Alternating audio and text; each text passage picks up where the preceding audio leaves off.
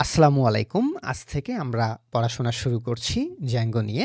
তো শুরুতেই চলুন জেনে নেওয়া যাক যে হোয়াট ইজ অ্যাকচুয়ালি Django। তো Django-কে বলা হচ্ছে একটা high level web framework.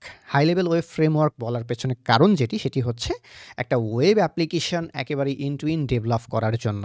ইন্ড two ইন্ড means আমি বোঝাতে চাচ্ছি একেবারে ডেটাবেজ, মাইগ্রেশন, মডেল থেকে শুরু করে বিজনেস লেয়ার থেকে শুরু করে এর routing, request, response, front end, back end, security যা কিছু আছে তার ইন্ড টু ইন্ড প্রসেস ম্যানেজ করার জন্য যা কিছু প্রয়োজন হয় তার সবকিছুই এই Django ফ্রেমওয়ার্কটার ভিতরে রয়েছে এবং এই ফ্রেমওয়ার্কটা লেখা হয়েছে কিসের উপরে? পাইথন প্রোগ্রামিং ল্যাঙ্গুয়েজের উপরে। দ্যাটস ওয়াই যারা আপনারা Django জার্নিটা শুরু করছেন, আমি এক্সপেক্ট করব অবশ্যই আপনারা পাইথন প্রোগ্রামিং ল্যাঙ্গুয়েজটা আগে শিখে নেবেন বা অলরেডি যারা ভিডিওটি দেখছেন ডেফিনিটলি তারা অলরেডি পাইথন প্রোগ্রামিং ল্যাঙ্গুয়েজটা মোর অর লেস জানেন। এখন এই পাইথন এর ল্যাঙ্গুয়েজের উপরে যে Django ফ্রেমওয়ার্কটা তৈরি হলো, এই Django ফ্রেমওয়ার্কের যে মেইন গোল, সেই গোলটাই হচ্ছে একটা secure, scalable web application quickly develop করা। তো যখনই আপনি secure, scalable web application quickly develop করতে যাচ্ছেন, তখন করা হচ্ছে কি Django ফ্রেমওয়ার্কের ভেতরে কোডের রিইউজিবিলিটিটাকে ইনশিওর করা হচ্ছে। যখনই কোডের রিইউজিবিলিটি ইনশিওর হচ্ছে, তখন আপনাকে কোড কম লিখতে হচ্ছে। আর ডেফিনেটলি কোড যদি কম লিখতে হয় সেক্ষেত্রে অ্যাপ্লিকেশনের ডেভেলপমেন্ট টাইমও কমে আসতেছে। আপনি একটা র্যাপিড ডেভেলপমেন্ট প্রসেসের ভেতর দিয়ে যেতে পারছেন। দ্যাটস ওয়াই এই পুরো প্রসেসটাকে ড্রাই প্রিন্সিপালও বলা হয়। Dry means don't repeat your self, অর্থাৎ Django-র ভেতরে যে ফিচার্সগুলো রয়েছে এগুলো যদি আপনি প্রপারলি ইউজ করেন, ড্রাই প্রিন্সিপালে যদি আপনি যান, তাহলে একেবারে একই কোড বারবার লেখার কোনো প্রয়োজনই আপনার হবে না। এখন এই Django যে ফ্রেমওয়ার্কটা, এই ফ্রেমওয়ার্কটা নিয়ে কাজকর্ম শুরু করার আগে অবশ্যই এর হিস্ট্রি সম্পর্কে কিছুটা জেনে নেওয়া দরকার। 2003 সালে আড্রিনো এবং সাইমন, এপাশে আপনারা দুজনের ছবি দেখতে পাচ্ছেন। একজনের নাম আড্রিনো, আরেকজনের নাম হচ্ছে সাইমন। এই দুই ব্যক্তি নিউজ পেপারের একটা ওয়েবসাইট তৈরি করার সময় প্রথমেই Django ফ্রেমওয়ার্কটা তৈরি করে ফেলেন। দেন তারপর 2005 সালে এসে জাজ গিটারিস্ট Django-র নাম অনুসরণ করে এই ফ্রেমওয়ার্কটার নাম অ্যাকচুয়ালি Django রাখা হয় এবং ফাইনালি এই 2005 সালে যখন Django নামকরণ করা হলো, তখন সেটাকে একটা ওপেন সোর্স সফটওয়্যার হিসেবেই রিলিজ করা হয় এবং 2008 সালে এসে Django সফটওয়্যার ফাউন্ডেশন, যেটাকে আমরা সংক্ষেপে বলি DSF, এই DSF করে কি এই ফ্রেমওয়ার্কটা মেইনটেইন করার যে দায়িত্ব, সে দায়িত্বটা নিয়ে নেয়। তো যেহেতু ওয়েল রেপুটেড একটা ফাউন্ডেশন অর্গানাইজড ওয়েতে এই ফ্রেমওয়ার্কটাকে মেইনটেইন করে, দ্যাটস ওয়াই Django খুবই স্টেবল একটা ফ্রেমওয়ার্ক, যেটা আমরা সিকিউর, স্কেলেবল অ্যাপ্লিকেশন ডেভেলপ করার জন্য নিঃসন্দেহে আমাদের ওয়েব অ্যাপ্লিকেশন সেটা স্মল স্কেলে হোক, মিডিয়াম স্কেলে হোক, লার্জ স্কেলে হোক, সব জায়গাতে আমরা এটাকে ব্যবহার করতে পারি। তো Django সফটওয়্যার ফাউন্ডেশন, যেটাকে আমরা সংক্ষেপে DSF বলছি, আপনি যদি জাস্ট গুগলে গিয়ে একটু সার্চ করেন যে হচ্ছে Django software foundation, just Django software foundation DSF লিখে যদি আপনি সার্চ করেন, তাহলে ডেফিনেটলি Django সফটওয়্যার ফাউন্ডেশন যে একটা অর্গানাইজেশন, এই অর্গানাইজেশনটা সম্পর্কে আপনি জানতে পারবেন। এখন 2008 সালে যখন Django সফটওয়্যার ফাউন্ডেশন এর মেইনটেইনের দায়িত্বটা নিয়ে নিল, দেন তারপর থেকে কিন্তু কন্টিনিউয়াসলি এই Django ফ্রেমওয়ার্কটা ইভলভ হচ্ছে, ডেভেলপ হচ্ছে, নতুন নতুন আপডেট আসছে এবং সেই সাথে মডার্ন ওয়েব অ্যাপ্লিকেশন ডেভেলপ করার জন্য যেই মডার্ন নিডসগুলো, নেসেসিটিগুলো, সেই নেসেসিটিগুলোও কিন্তু Django ফ্রেমওয়ার্ক ইন্ড টু ইন্ড প্রোভাইড করছে। এখন Django নিয়ে যে আমরা কাজ শুরু করব, এই কাজ শুরু করার জন্য ডেফিনেটলি আমাদের কম্পিউটারে টুলস প্রয়োজন। তো টুলসের ক্ষেত্রে আমরা অবশ্যই, যারা অলরেডি এই ভিডিওটা আপনারা দেখছেন, ডেফিনেটলি পাইথন আপনাদের কম্পিউটার ইনস্টল করাই আছে এবং কোড লেখার জন্য either visual studio code, PyCharm অথবা অন্য কোনো কোড এডিটর ডেফিনেটলি আপনাদের ইনস্টল করাই আছে। তো যদি আপনার কম্পিউটারে পাইথন ইনস্টল করা থাকে, ভিজুয়াল স্টুডিও কোড, পাইচার্ম অথবা অন্য যে কোনো কোড এডিটর আপনার ইনস্টল করা থাকে, তাহলে ইউ ক্যান স্টার্ট Django। এখন আমরা কিভাবে ভিজুয়াল স্টুডিও কোড দিয়ে জ্যাঙ্গো স্টার্ট করব সেই বিষয়টাও দেখব এবং সেই সাথে কারো কম্পিউটারে যদি পাইচার্ম ইনস্টল করা থাকে তাহলে পাইচার্ম দিয়ে কিভাবে আমরা জার্নিটা শুরু করতে পারি আমরা সেই বিষয়টাও দেখব এবং সেই সাথে যারা আমরা ভিজুয়াল স্টুডিও কোড ব্যবহার করে আমাদের জ্যাঙ্গোর জার্নিটা শুরু করতে চলেছি ডেফিনেটলি ভিজুয়াল স্টুডিও কোডটাকে শুরুতে জ্যাঙ্গোর জন্য প্রিপেয়ার করে নিতে হবে। দেন চলুন তাহলে এর পরের পর্বে গিয়ে আমরা করি কি আমাদের জ্যাঙ্গোর জার্নি শুরু করার জন্য যে টুলসগুলো প্রয়োজন, যদি আমরা ভিজুয়াল স্টুডিও কোড ব্যবহার করি ভিজুয়াল স্টুডিও কোডের এক্সটেনশনসগুলো প্রয়োজন সেগুলো প্রিপেয়ার করে নেই। আশা করি এ পর্যন্ত অবশ্যই বুঝতে পেরেছেন। ধন্যবাদ সবাইকে।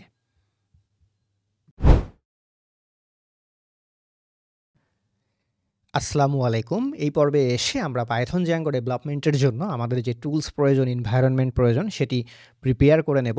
তো অলরেডি আপনারা যারা জ্যাঙ্গো শুরু করেছেন ডেফিনিটলি আপনাদের কম্পিউটারে পাইথন ইনস্টল অলরেডি করাই আছে আই হোপ। তো তারপরেও যদি ইনস্টল করা না থাকে নো প্রবলেম, আপনারা করবেন কি জাস্ট গুগলে গিয়ে যদি পাইথন লিখে আপনি সার্চ করেন তাহলে পাইথনের যে অফিসিয়াল ওয়েবসাইট এই অফিসিয়াল ওয়েবসাইটে গিয়ে আপনি পাইথন ডাউনলোড করার অপশন পেয়ে যাবেন। এখান থেকে আপনি আপনার অপারেটিং সিস্টেমের জন্য পাইথন ডাউনলোড করবেন এবং সেটাকে ইনস্টল করে ফেলবেন। দেন পাইথন যখন আপনার ইনস্টল হয়ে গেল এখন কোড লেখার জন্য আপনার কোড এডিটর দরকার। কোড এডিটর হিসেবে আপনি ভিজুয়াল স্টুডিও কোড ব্যবহার করতে পারেন অথবা আইডি হিসেবে আপনি পাইচার্ম ব্যবহার করতে পারেন। তো ভিজুয়াল স্টুডিও কোড ডাউনলোড করাও কঠিন কোনো বিষয় নয়, জাস্ট আপনি ভিজুয়াল স্টুডিও কোড বা ভিএস কোড লিখে যদি গুগলে সার্চ করেন তাহলে এর অফিসিয়াল ওয়েবসাইটে গিয়ে ভিজুয়াল স্টুডিও কোড আপনার অপারেটিং সিস্টেমের জন্য ডাউনলোড করে রেগুলার একটা কম্পিউটার অ্যাপ্লিকেশন যেভাবে আপনার পিসিতে আপনি ইনস্টল করেন সেভাবে ইনস্টল করে ফেলবেন। দেন আপনি যদি পাইচার্ম দিয়ে কোড লিখতে চান সেক্ষেত্রে গুগলে গিয়ে যদি আপনি পাইচার্ম লিখে সার্চ করেন তাহলে জেটব্রেইনসের টুল পাইচার্মস এর যে অফিসিয়াল ওয়েবসাইট সেটি পেয়ে যাবেন এবং এখানে পাইচার্ম যখন আপনি ডাউনলোড করতে ধরবেন পাইচার্মের আপনি দুটো ভ্যারিয়েশন পাবেন, একটি পাইচার্ম প্রফেশনাল, পাইচার্ম প্রফেশনালটা পেইড। তো আপনি চাইলে পাইচার্ম প্রফেশনাল ইউজ করতে পারেন। আবার আপনি যদি মনে করেন আপনি পাইচার্মের যে ফ্রি ভার্সনটি রয়েছে পাইচার্ম কমিউনিটি এডিশন এটি ব্যবহার করবেন, আপনি সেটিও ব্যবহার করে আপনার কাজকর্ম শুরু করে দিতে পারেন। তো এটাও ডাউনলোড করা ইনস্টল করা কঠিন কোনো কাজ নয়, রেগুলার কম্পিউটার অ্যাপ্লিকেশনের মতো এটাকেও আপনি ডাউনলোড করে আপনার কম্পিউটার ইনস্টল করে ফেলবেন। তো অলরেডি আমার কম্পিউটারে ভিজুয়াল স্টুডিও কোড এবং পাইচার্ম এই দুটোই ইনস্টল করা আছে, সেই সাথে পাইথন ইনস্টল করা আছে। এখন আপনি যখন পাইচার্ম দিয়ে কাজ করবেন তখন অ্যাকচুয়ালি পাইচার্মের জন্য আলাদা করে কোনো এক্সটেনশনের প্রয়োজন হয় না, কেননা এই পাইথন জ্যাঙ্গো থেকে শুরু করে পুরো পাইথন ইকোসিস্টেমের ভেতরে যা কিছু আছে তার সব কিছু ম্যানেজ করার জন্য এভরিথিং পাইচার্মের ভেতরে দিয়ে দেওয়াই থাকে। এক্সট্রা করে কোনো প্লাগইনস বা এক্সট্রা কোনো টুলস শুরুর দিকে একেবারেই আপনার প্রয়োজন হয় না। বাট আপনি যদি ভিজুয়াল স্টুডিও কোড ব্যবহার করেন সেক্ষেত্রে অবশ্যই ভিজুয়াল স্টুডিও কোডকে পাইথন জ্যাঙ্গো ডেভেলপমেন্ট ফ্রেন্ডলি করে নেওয়ার জন্য এখানে এক্সটেনশন আপনাকে ইনস্টল করতে হবে। তো সেক্ষেত্রে আপনি শুরুতেই করবেন কি পাইথনের এক্সটেনশন ইনস্টল করে ফেলবেন। তো আপনি পাইথনের এক্সটেনশন যখন ইনস্টল করছেন তখন আপনার ভিজুয়াল স্টুডিও কোড পাইথনের যে সাপোর্টটা সেই সাপোর্টটা পাবে। জাস্ট আপনি যদি এক্সটেনশন সেকশনে গিয়ে পাইথন লিখে সার্চ করেন তাহলে মাইক্রোসফটের এই পাইথন এক্সটেনশনটা আপনি পেয়ে যাবেন। এখন এই পাইথন এক্সটেনশনটা ইনস্টল করলে এর সাথে পাইল্যান্স এবং মাইক্রোসফটের আরও একটি এক্সটেনশন রয়েছে পাইথন দেবাগার, ওই দুটো এর সাথে অটোমেটিক্যালি ইনস্টল হয়ে যায়। তো আমরা যদি ইনস্টলড সেকশনে যাই তাহলে দেখতে পাচ্ছি পাইথন, পাইল্যান্স এবং পাইথন দেবাগার। দেন আমাদের পাইথন তো ইনস্টল হয়ে গেল। এবার আমরা করব কি আমাদের ভিজুয়াল স্টুডিও কোডে জ্যাঙ্গো ইনস্টল করে ফেলবো। তো শুরুতেই যখন আমরা এখানে জ্যাঙ্গো ইনস্টল করছি এই জ্যাঙ্গো এক্সটেনশনটা খুবই পপুলার একটা এক্সটেনশন। আপনার জ্যাঙ্গো দিয়ে যখন আপনি কোড লিখছেন সেই কোড হাইলাইটিং করা থেকে শুরু করে স্কোপ স্নিপেটস থেকে শুরু করে অনেকগুলো ফিচার্স আপনি এর মধ্যে পেয়ে যাবেন। দেন এটা আপনি ইনস্টল করে ফেললেন। এটা ইনস্টল করার পরে আপনি যদি মনে করেন যে আর কোনো কিছু ইনস্টল করব না, আমি ডেভেলপমেন্টে চলে যাব, ইউ ক্যান ডু দ্যাট। কেননা এই জ্যাঙ্গো একটা এক্সটেনশন ইনস্টল করলে আপনার ইনিশিয়াল ডেভেলপমেন্ট আপনি শুরু করে দিতে পারেন। কিন্তু আরও এক্সটেনশন রয়েছে যেগুলো আমরা আমাদের সুবিধার্থে ব্যবহার করব। যেরকম আমরা যখন কোড লিখব, কোড লেখার সময় ডেফিনেটলি আমরা চাইবো যেন অটো কমপ্লিট যে সাপোর্টটা সেই সাপোর্টটা আমরা পাই। সেই সাপোর্টটা নেওয়ার জন্য আপনি জ্যাঙ্গো ইন্টেলিজেন্স নামে যে এক্সটেনশনটি রয়েছে সেই এক্সটেনশনটি ইনস্টল করে ফেলতে পারেন। দেন জ্যাঙ্গো ইন্টেলিজেন্সের পরে যখন আপনি জ্যাঙ্গোতে কাজ করছেন, জ্যাঙ্গোর ভেতরে যখন আপনি বিশেষ করে টেমপ্লেট নিয়ে কাজ করবেন, টেমপ্লেটেড সিনট্যাক্সগুলো নিয়ে কাজ করবেন, সেইখানে সাপোর্ট পাওয়ার জন্য জ্যাঙ্গো টেমপ্লেট নামে আরও একটি এক্সটেনশন রয়েছে। জাস্ট আপনি যদি লিখতে ধরেন তাহলেই চলে আসবে জ্যাঙ্গো টেমপ্লেট। এবার আপনি করতে পারেন কি, জ্যাঙ্গো টেমপ্লেট যে এক্সটেনশনটি রয়েছে, আপনি যদি জ্যাঙ্গো টেমপ্লেট লেখেন, এখানে চলে আসলো এই জ্যাঙ্গো টেমপ্লেট, এই এক্সটেনশনটি আপনি ইনস্টল করে নিতে পারেন।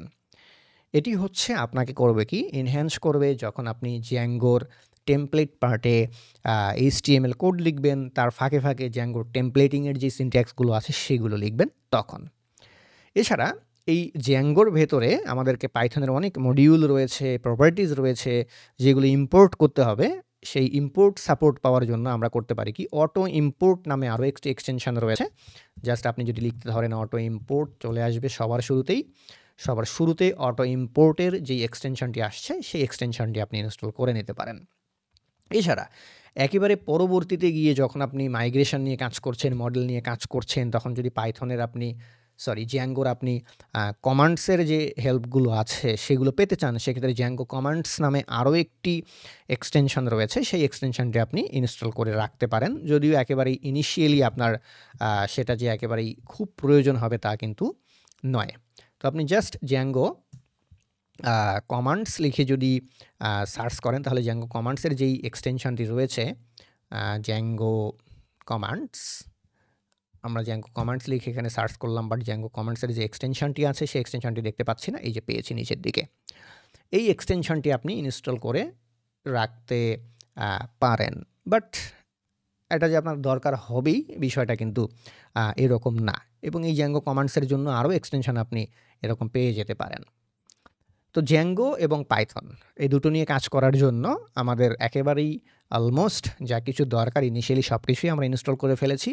আমাদের পাইথন ইনস্টল করা হয়ে গেছে, ভিজুয়াল স্টুডিও কোডের যে এক্সটেনশনসগুলো রয়েছে সেগুলো দিয়ে প্রিপেয়ার করে নেওয়া হয়ে গেছে।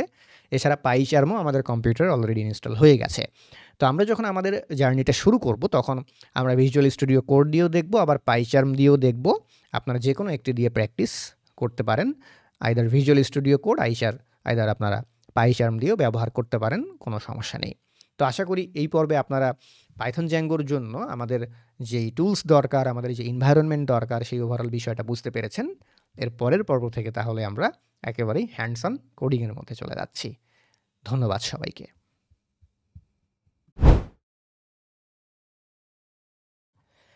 আসসালামু আলাইকুম। এই পর্বে এসে আমরা আমাদের ফার্স্ট জ্যাঙ্গো প্রজেক্টটি ক্রিয়েট করব এবং সেটিকে রান করব। তো জাস্ট একটা জ্যাঙ্গো প্রজেক্ট আমরা ক্রিয়েট করব, রান করব, সেখানে ভার্চুয়াল এনভায়রনমেন্ট থাকবে, এই বিষয়গুলো আমরা ইনস অ্যান্ড আউটস এই পর্বে বোঝার চেষ্টা করব। তো নতুন একটা জ্যাঙ্গো প্রজেক্ট ক্রিয়েট করার জন্য আমি ডেস্কটপে জাস্ট মেইন প্রজেক্ট বা মাই প্রজেক্ট যে কোনো নামে আপনি এখানে নতুন একটা ডিরেক্টরি ক্রিয়েট করে নিতে পারেন। তো আমাদের ক্ষেত্রে এখানে আমরা জাস্ট মেইন প্রজেক্ট নামে নতুন একটা ডিরেক্টরি ক্রিয়েট করে নিচ্ছি এবং এই ডিরেক্টরিটাকে ভিজুয়াল স্টুডিও কোডের মধ্যে ওপেন করে ফেলছি। দেন এখানে জ্যাঙ্গোর প্রজেক্ট শুরু করার আগে ডেফিনেটলি আমার কম্পিউটারে পাইথন ঠিকঠাক ইনস্টল করা আছে কিনা, পাইথন ঠিকঠাক কাজ করছে কিনা সেটাকে চেক করে নেব। তো সেটাকে চেক করার জন্য আমি পাইথনের জাস্ট ভার্সন চেক করে নিতে পারি। আমি এখান থেকে পাইথন ভার্সনটা চেক করে নিচ্ছি, তাহলে আমার পাইথনের ভার্সন ঠিকঠাক দেখাচ্ছে, তার মানে পাইথন ঠিকঠাক ইনস্টল আছে। Well fine. এখন আমরা করব কি, আমাদের এই ডিরেক্টরির ভেতরে জ্যাঙ্গোর প্রজেক্ট ক্রিয়েট করার আগে অবশ্যই এখানে আমরা একটা ভার্চুয়াল এনভায়রনমেন্ট শুরুতে ক্রিয়েট করে নেব। তো আমাদের প্রজেক্ট ফোল্ডারের মধ্যে আমরা শুরুতে ভার্চুয়াল এনভায়রনমেন্ট কেন ক্রিয়েট করে নেব, বা এই ভার্চুয়াল এনভায়রনমেন্ট বলতে অ্যাকচুয়ালি আমরা কি বোঝাচ্ছি। তো শুরুতেই আমাদের যে প্রজেক্ট ডিরেক্টরি, এই প্রজেক্ট ডিরেক্টরির ভেতরে আমরা ভার্চুয়াল এনভায়রনমেন্ট ক্রিয়েট করতে চলেছি। এই ভার্চুয়াল এনভায়রনমেন্ট অ্যাকচুয়ালি আমাদের কি কাজ করবে বা কি কাজে দেবে এখানে ভার্চুয়াল এনভায়রনমেন্ট জ্যাঙ্গো প্রজেক্টের ক্ষেত্রে।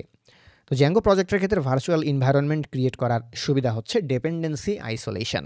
কেননা যখনই আমরা জ্যাঙ্গো প্রজেক্ট ক্রিয়েট করব, সেই জ্যাঙ্গো প্রজেক্টের মধ্যে পাইথনের অনেক ডিপেন্ডেন্সি থাকবে, মডিউল ইনস্টল করা থাকবে, কনফিগারেশনস থাকবে, সেগুলোকে আমরা করতে পারবো কি, আইসোলেট করতে পারবো বা সেপারেট করে রাখতে পারবো।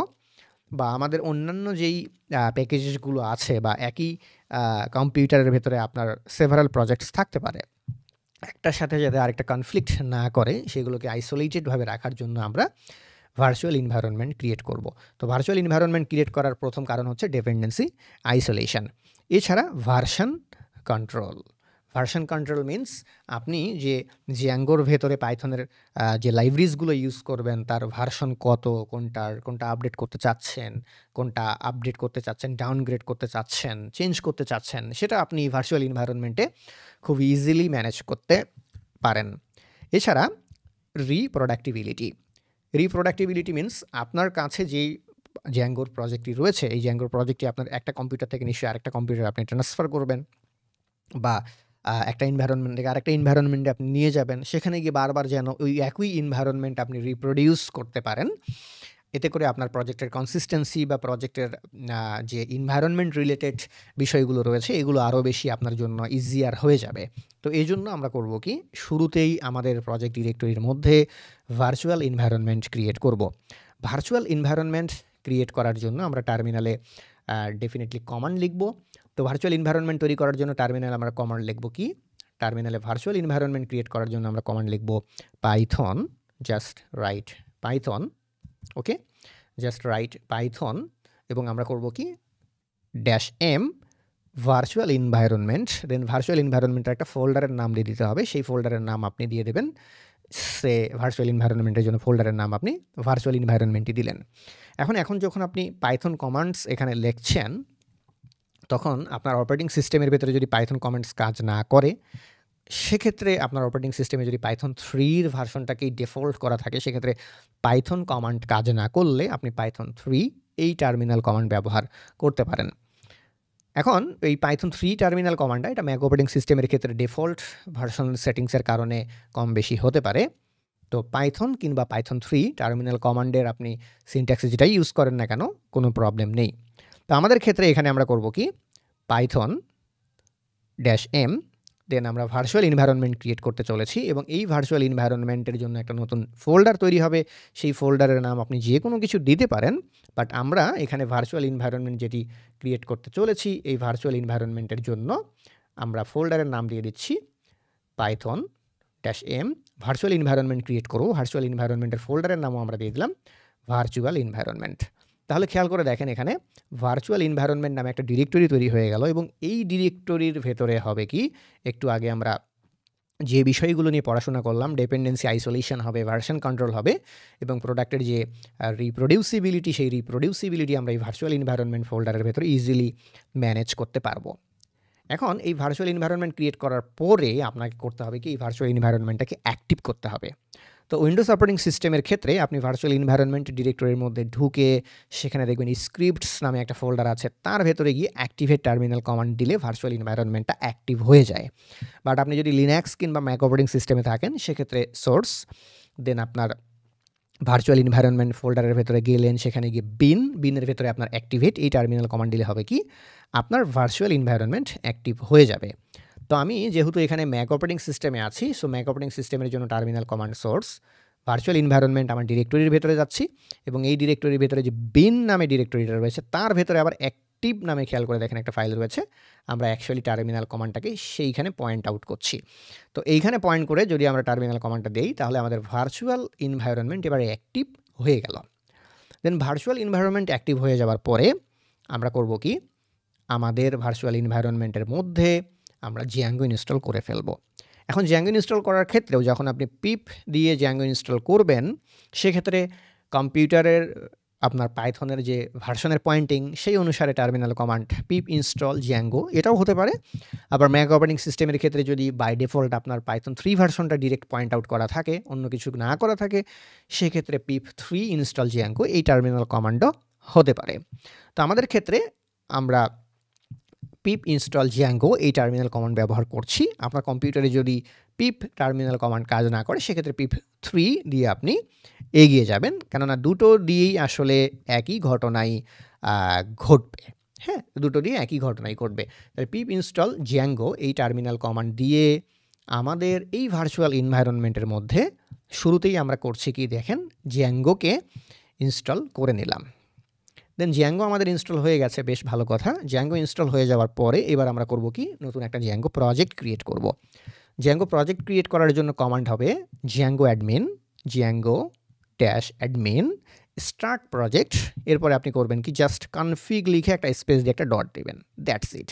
তাহলে এই টার্মিনাল কমান্ড দিলে ঠিক আমাদের এই যেই প্রজেক্ট ডিরেক্টরি, মেইন প্রজেক্ট আমার ডিরেক্টরির নাম দিয়েছি, এই ডিরেক্টরির ভেতরে নতুন একটি জ্যাঙ্গো প্রজেক্ট ক্রিয়েট হয়ে গেল। খেয়াল করে দেখেন, নতুন একটি জ্যাঙ্গো প্রজেক্টের কনফিগারেশন ফাইল ক্রিয়েট হয়ে গেল।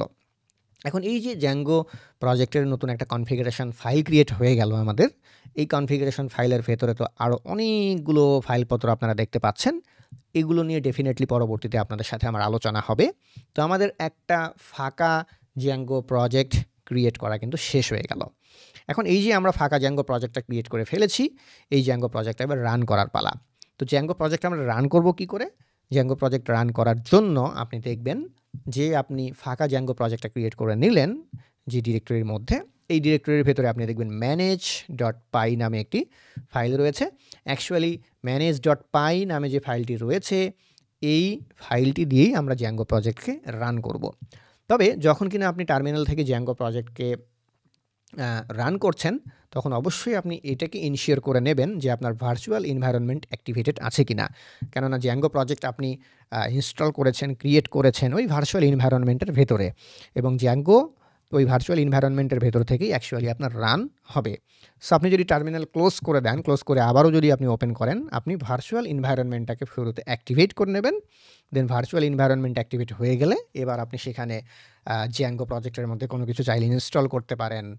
জ্যাঙ্গো প্রজেক্ট ক্রিয়েট করলাম, এরপরে জ্যাঙ্গো প্রজেক্টের মধ্যে আমরা অ্যাপ ক্রিয়েট করব, রান করব, সব কিছু ওই ভার্চুয়াল এনভায়রনমেন্টের ভেতর থেকে অ্যাকচুয়ালি ম্যানেজ হবে।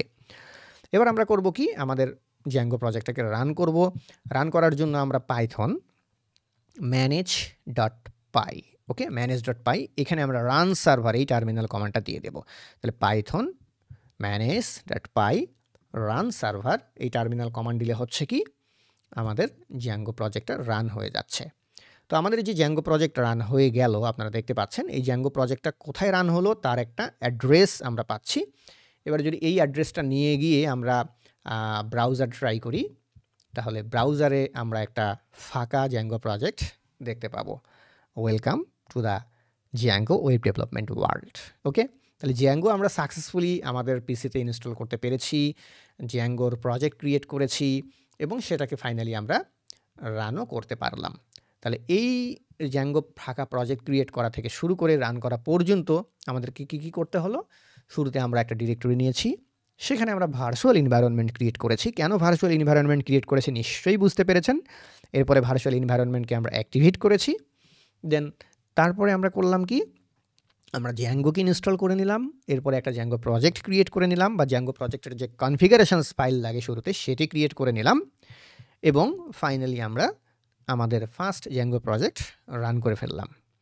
এখন এই যে আমরা আমাদের প্রথম জ্যাঙ্গো প্রজেক্ট ক্রিয়েট করলাম এবং সেটাকে রান করে তার একটা আউটপুট দেখতে পেলাম, এবার আমাদেরকে বুঝতে হবে যে ভার্চুয়াল এনভায়রনমেন্ট নামে যে ফোল্ডারটি ক্রিয়েট হয়েছে এর ভেতরে অ্যাকচুয়ালি কী কী ফাইল ফোল্ডার রয়েছে সেটা নিয়ে আমাদের কনসার্ন আছে কি না বা দরকার আছে কি না চিন্তা ভাবনা করার। আবার এখানে কনফিগারেশনস নামে একটা ডিরেক্টরি তৈরি হয়েছে, এর ভেতরে ইনিশিয়ালাইজেশন, এসজিআই, সেটিংস, ইউআরএলস, ডাব্লিউএসজিআই, এই ফাইলগুলোর অ্যাকচুয়ালি কাজ কী বা কী কাজে দরকার হয় না হয়, অর্থাৎ আমাদের প্রজেক্টের যেই ফাইল ফোল্ডার ডেফিনেশন, এর পরের পর্বে গিয়ে আপনাদের সাথে আমি সেই ফাইল ফোল্ডার ডেফিনেশন নিয়ে আলোচনা করব। আশা করি এ পর্যন্ত অবশ্যই বুঝতে পেরেছেন। ধন্যবাদ সবাইকে।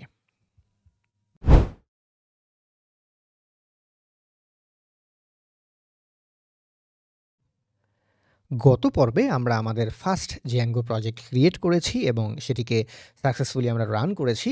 এই পর্বে এসে আমরা দেখব আমরা যে জ্যাঙ্গো প্রজেক্ট ক্রিয়েট করলাম, ক্রিয়েট করার সময় এখানে সবথেকে গুরুত্বপূর্ণ যে ফোল্ডারটি সেটি হচ্ছে কনফিগ ফোল্ডার ক্রিয়েট করেছিলাম। এই কনফিগ ফোল্ডারের ভেতরে অ্যাকচুয়ালি ইনিশিয়ালি কী কী কনফিগারেশনস ফাইল রয়েছে, কোনটার অ্যাকচুয়ালি কী কী কাজ, এবং অন্যান্য যে ফাইল ফোল্ডারগুলো রয়েছে সেগুলো দিয়ে আবার কী হবে। তো আমাদের যেই কনফিগারেশনস ফাইল বা প্রজেক্টের ইনিশিয়াল ফাইল, এই ইনিশিয়াল ফাইলটাকে অ্যাকচুয়ালি আমরা কনফিগারেশন ফাইল বলছি, কেননা এই প্রজেক্টটা এখন পর্যন্ত টোটালি ফাঁকা, এটার ভেতরে কোনো কিছুই কিন্তু আমরা করিনি। তো যখন কিনা আমরা একটা ফাঁকা প্রজেক্ট ক্রিয়েট করছি, অ্যাকচুয়ালি আমরা একটা ফাঁকা প্রজেক্টের কনফিগারেশন ফাইল ক্রিয়েট করছি। তো কনফিগারেশনসের ভেতরে যদি আমরা যাই, আমরা এখানে শুরুতেই দেখতে পাচ্ছি ইনিশিয়ালাইজেশন বা init.py। তো init.py নামে যে ফাইলটা রয়েছে এই ফাইলের কাজ হচ্ছে এই ডিরেক্টরিটাকে একটা প্যাকেজে রূপান্তর করা বা প্যাকেজের সক্ষমতা দেওয়া।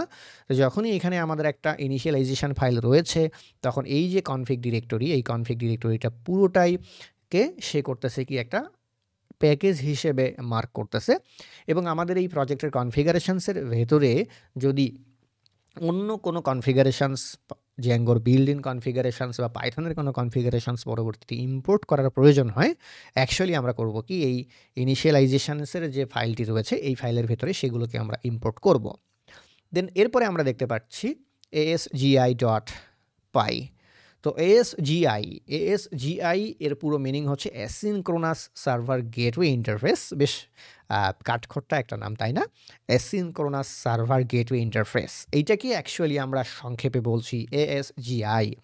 তো অ্যাসিনক্রোনাস সার্ভার গেটওয়ে ইন্টারফেস বা ASGI এটা অ্যাকচুয়ালি একটা কনফিগারেশনস ফাইল। আমরা জ্যাঙ্গো প্রজেক্টের ভিতরে যদি কখনো রিয়েল টাইম কোনো কমিউনিকেশন নিয়ে কাজ করি বা ওয়েব সকেট নিয়ে কাজ করি তখন সার্ভার রিলেটেড যে কনফিগারেশনসগুলো রয়েছে তার জন্য আমাদের ASGI নামে যে কনফিগারেশনস ফাইলটি রয়েছে বা asynchronous server gateway interface configurations file রয়েছে সেটি আমাদের প্রয়োজন হবে, আদারওয়াইজ এটির প্রয়োজন হবে না। এরপরে ASGI ছাড়াও এখানে আমরা আরেকটা ফাইল দেখতে পাচ্ছি একদম নিচের দিকে যদি আমরা আসি, WSGI। এটার পুরো মিনিং হচ্ছে ওয়েব সার্ভার গেটওয়ে ইন্টারফেস, যেটাকে আমরা সংক্ষেপে WSGI বলছি। এটাও একটা কনফিগারেশনস ফাইল। এই কনফিগারেশন ফাইলটা কি করবে, আমরা জ্যাঙ্গো প্রজেক্টকে যখন অ্যাকচুয়ালি প্রোডাকশন লেভেলে ডিপ্লয় করব একটা ট্রেডিশনাল সিনক্রোনাস সার্ভারে বা কমন সার্ভারে, তখন এই ফাইলের কনফিগারেশনসগুলো আমাদের প্রয়োজন হবে। আদারওয়াইজ ডেভেলপমেন্ট ফেজে কিন্তু আমাদের WSGI বা ASGI কোনো ফাইলেরই কোনো কাজ নেই। অর্থাৎ ওয়েব সকেট নিয়ে যখন আমরা কাজ করছি তখন কনফিগারেশনসের জন্য আমাদের ASGI এর প্রয়োজন। প্রোডাকশন লেভেলে যখন আমরা ডিপ্লয় করছি ট্রেডিশনাল সিনক্রোনাস সার্ভারগুলোতে তখন আমাদের WSGI ফাইলের প্রয়োজন হবে। এছাড়া এখানে আরও একটি গুরুত্বপূর্ণ ফাইল আমরা দেখতে পাচ্ছি, সেটি হচ্ছে সেটিংস। এই সেটিংসটা অ্যাকচুয়ালি কি, এই সেটিংসের ভেতরেই আসলে আপনার পাইথন প্রজেক্টের যতগুলা কনফিগারেশন সেটিংস রিলেটেড, সেটা হতে পারে যে এই জ্যাঙ্গো প্রজেক্টের মধ্যে আপনি ডেটাবেস কানেকশন করতে চাচ্ছেন, কোনো একটা অ্যাপ ইনস্টল করতে চাচ্ছেন, কোনো একটা মিডলওয়্যার কনফিগারেশনস করতে চাচ্ছেন, স্ট্যাটিক ফাইল কনফিগারেশনস করতে চাচ্ছেন, ইউআরএল বা রাউটিং কনফিগারেশনস করতে চাচ্ছেন, সব ধরনের কনফিগারেশনস এই settings.py এর ভেতরে। এর ভেতরে একেবারে আপনার অ্যাপ্লিকেশনের যদি কোনো সিক্রেট কি দরকার হয়, দেবাগ, আপনার কোথায় হোস্টিংয়ে অ্যালাউ করছেন, আপনার জ্যাঙ্গো প্রজেক্টের ভেতরে কী কী ইনস্টল হয়েছে, কী কী মিডলওয়্যার রয়েছে, টেমপ্লেটের কনফিগারেশনস, তারপরে হচ্ছে ডেটাবেজের কানেকশান। আমরা যদি নিচের দিকে দেখি আরও, এখানে আমরা দেখতে পাচ্ছি ওয়াথ পাসওয়ার্ড ভ্যালিডেটরস, ল্যাঙ্গুয়েজ দেখতে পাচ্ছি, টাইম জোন দেখতে পাচ্ছি, স্ট্যাটিক ইউআরএল দেখতে পাচ্ছি। অর্থাৎ অ্যাপ্লিকেশনের মধ্যে আমার পুরো প্রজেক্ট জুড়ে যে যে কনফিগারেশনসগুলো দরকার সেই কনফিগারেশনসগুলো পুরো প্রজেক্টের কনফিগারেশনসগুলোই অ্যাকচুয়ালি চলে আসবে আমার settings.py এর ভেতরে। এছাড়া সেটিংস ছাড়াও আমরা আরও একটা ফাইল এখানে দেখতে পাচ্ছি, ইউআরএলস।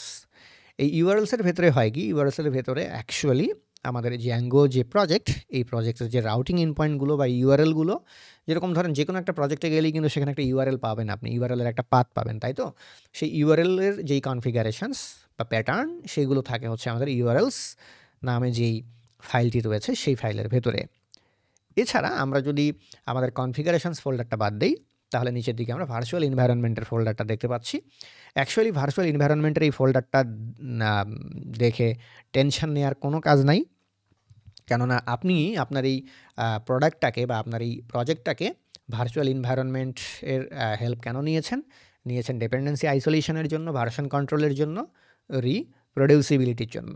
তো অ্যাকচুয়ালি ভার্চুয়াল এনভায়রনমেন্টের এই ফোল্ডারটি আপনার ডেভেলপমেন্টের সময় কাজে লাগতেছে। আপনি যদি এটাকে ডিলিট করে দেন কোনো সমস্যা নাই, এরপরে আবার আপনি চাইলে ভার্চুয়াল এনভায়রনমেন্ট ক্রিয়েট করে ফেলতে পারবেন। অ্যাকচুয়ালি ভার্চুয়াল এনভায়রনমেন্টের ভেতরে যে একটা বিন কনফিগারেশনস ফোল্ডার থাকে সেটি নিয়েও আমাদের কোনো টেনশন করার প্রয়োজন নাই। আমরা যদি এর ভেতরে ইনক্লুড নামে আরও একটা ফোল্ডার রয়েছে তার ভেতরে যাই, এটা নিয়েও আমাদের টেনশন দরকার নাই। এখানে লাইব্রেরি নামে যে ডিরেক্টরিটা রয়েছে এই ডিরেক্টরির ভেতরে আসলে হয় কি, আপনি জ্যাঙ্গোর প্রজেক্টের ভেতরে কী কী ইনস্টল করেছেন বা কী কী প্যাকেজ ইনস্টল করেছেন সেই প্যাকেজের যে সোর্সগুলো সেগুলো এই লাইব্রেরি ডিরেক্টরির ভেতরে থাকে। এছাড়া এখানে git ignore নামে একটি ফাইল রয়েছে। আমরা যদি এনভায়রনমেন্টের এই জায়গাতে যাই, এই জায়গাতে আরেকটি কনফিগারেশনস ফাইলস রয়েছে। সো এগুলো নিয়ে আমাদের টেনশন করার একেবারেই কোনো কারণ নাই। এছাড়া হয়েছে কি, এখানে আমরা দেখতে পাচ্ছি SQLite নামে নতুন একটা ডেটাবেস ফাইল দেখতে পাচ্ছি। এই SQLite ডেটাবেস ফাইলটা কেন ক্রিয়েট হয়েছে? এটা ক্রিয়েট হয়েছে যখন আপনি Django কনফিগারেশনসটা ক্রিয়েট করেছেন, Django কনফিগারেশন বাই ডিফল্ট এখানে SQLite ডেটাবেস হয়ে ক্রিয়েট হয়েছে। আপনি Django প্রজেক্টের ভেতরে যখন ডেটাবেস নিয়ে কাজ করবেন, তখন বাই ডিফল্ট এখানে SQLite-এর যে কনফিগারেশনসটা তৈরি হয়েছে, সেটি নিয়েও আপনি কাজ করতে পারেন। আবার আপনি যদি মনে করেন যে না, আমি ডিফল্ট SQLite-এর কনফিগারেশন যেটা তৈরি হয়েছে সেটা নিয়ে কাজ করব না, আমি এর সাথে PostgreSQL-কে কানেক্ট করব, আইদার MS SQL-কে কানেক্ট করব, আইদার MySQL-কে কানেক্ট করব, ইউ ক্যান ডু দ্যাট। তো এটাও হচ্ছে ডিফল্ট একটা ডেটাবেস কনফিগারেশনস ফাইল বা ডেটাবেস ক্রিয়েট হয়ে গেছে। এছাড়া এই যে আপনার পুরো প্রজেক্টটা রান হবে, এই রান হওয়ার জন্য বা ম্যানেজের জন্য manage.py নামে যে ফাইলটা আমরা দেখতে পাচ্ছি, এই ফাইলটা আমাদের প্রজেক্টের কনফিগারেশনের সাথেই ক্রিয়েট হয়ে গেছে, যেখান থেকে আমরা করব কি, আমাদের প্রজেক্টটাকে বারবার আমরা রান করব। তো প্রজেক্টের যেই কনফিগারেশনস ফাইলগুলো, এই কনফিগারেশনস ফাইলগুলো কোনটা, কি, কেন তৈরি হয়েছে, আশা করি এই বিষয়টি আপনারা অবশ্যই বুঝতে পেরেছেন। এখন আমাদের এই জাস্ট একটা ফাঁকা প্রজেক্ট হলেই তো হচ্ছে না, তাই না? এই ফাঁকা প্রজেক্টের ভেতরে আমাদেরকে কাজকর্ম করতে হবে। তো যখনই কিনা আপনি আবার এই Django-র একটা ফাঁকা প্রজেক্ট ক্রিয়েট করে নিয়েছেন, সেটিকে রান করেছেন, জাস্ট এতটুকুই কিন্তু। এর ভেতরে ধরুন আপনি একটা অ্যাপ্লিকেশন ক্রিয়েট করবেন। সেই অ্যাপ্লিকেশনটা হতে পারে ধরুন একটা ওয়েবসাইট অ্যাপ্লিকেশন।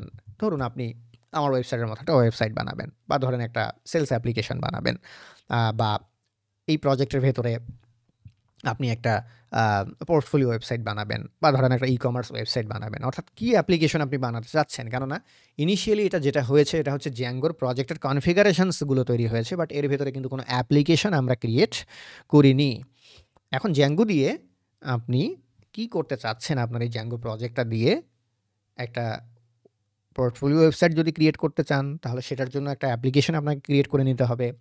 আপনি যদি একটা সেলস অ্যাপ্লিকেশন ক্রিয়েট করতে চান, সেই অ্যাপ্লিকেশনের যেই বন্দোবস্ত সেটা আপনাকে এখানে করতে হবে। অর্থাৎ এখানে শুধু একটা ফাঁকা প্রজেক্টই ক্রিয়েট হয়েছে উইথ দ্য কনফিগারেশনস, বাট এই প্রজেক্টের ভেতরে কি থাকবে? অ্যাপ্লিকেশন থাকবে, বা আপনার একটা প্রজেক্ট থাকবে। তো প্রজেক্টের ভেতরে যে আপনার অ্যাপ্লিকেশনটা থাকবে, সেই অ্যাপ্লিকেশনটা কী হতে পারে? সেটা একটা নিউজ পেপার হতে পারে, সেটা একটা মুভি সাইট, হটেভার। অর্থাৎ মেইন যেই ওয়েব অ্যাপ্লিকেশন চলেছেন, সেই মেইন ওয়েব অ্যাপ্লিকেশনটা অ্যাকচুয়ালি এখানে ক্রিয়েট হয়নি। আপনাকে করতে হবে কি, এখানে সেই ওয়েব অ্যাপ্লিকেশনটা ক্রিয়েট করে নিতে হবে। এর পরের পর্বে আমরা গিয়ে দেখব যে আমরা আমাদের Django প্রজেক্টের ভেতরে কীভাবে একটা ওয়েব অ্যাপ্লিকেশন বা একটা অ্যাপ্লিকেশন ক্রিয়েট করতে পারি, এবং অ্যাপ্লিকেশন যখন আমরা ক্রিয়েট করব, সেখানে কী কী স্টেপস আমরা ফলো করছি, তার ভেতরে আমাদের কী কী ফাইল ফোল্ডার্স তৈরি হচ্ছে, সেই বিষয়গুলো নিয়ে আমরা আলোচনা করব। আশা করি এই পর্যন্ত অবশ্যই বুঝতে পেরেছেন। ধন্যবাদ সবাইকে।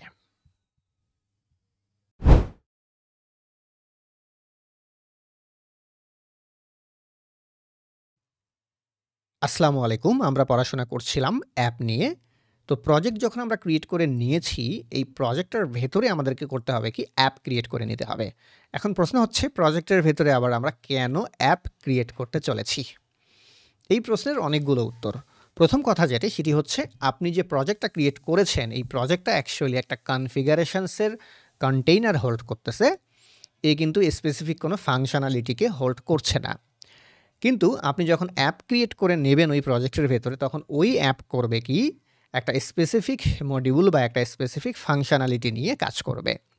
এখন চিন্তা করে দেখেন যে ধরুন আপনি আপনার যে প্রজেক্টটা ক্রিয়েট করেছেন, সেই প্রজেক্টটা একটা ব্লগ পারপাসে, বা ধরুন আপনি যে প্রজেক্টটা ক্রিয়েট করেছেন সেই প্রজেক্টটা আমার ওয়েবসাইট। তো আমার এই ওয়েবসাইটটা যদি আমি চিন্তা করি, আমার ওয়েবসাইট হচ্ছে আমার একটা লক্ষ্য উদ্দেশ্য। দেন এই ওয়েবসাইটের ভেতরে আপনি যখন লগ ইন করছেন, লগ ইন করলে একটা ড্যাশবোর্ড পাচ্ছেন। সেই ড্যাশবোর্ড কিন্তু আমার আলাদা আরেকটা ফাংশনালিটি।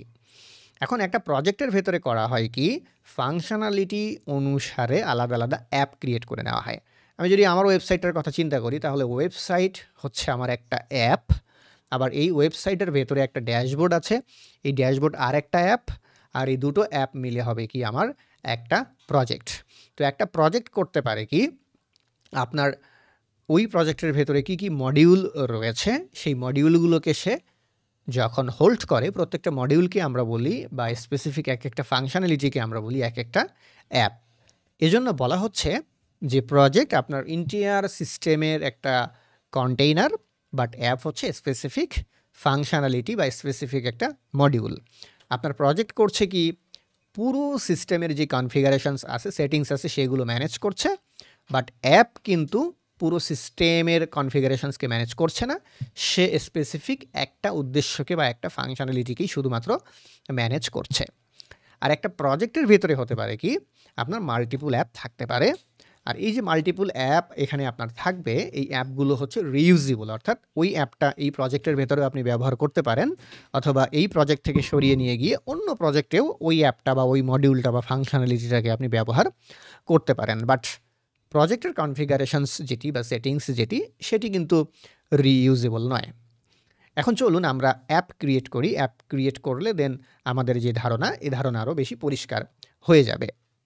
তো ধরুন এখানে এই প্রজেক্টের ভেতরে আপনি অ্যাপ ক্রিয়েট করবেন। তো অ্যাপ ক্রিয়েট করার সময় অবশ্যই শুরুতে আপনাকে যে ভার্চুয়াল এনভায়রনমেন্ট আছে, এই ভার্চুয়াল এনভায়রনমেন্ট অ্যাক্টিভ করে নিতে হবে।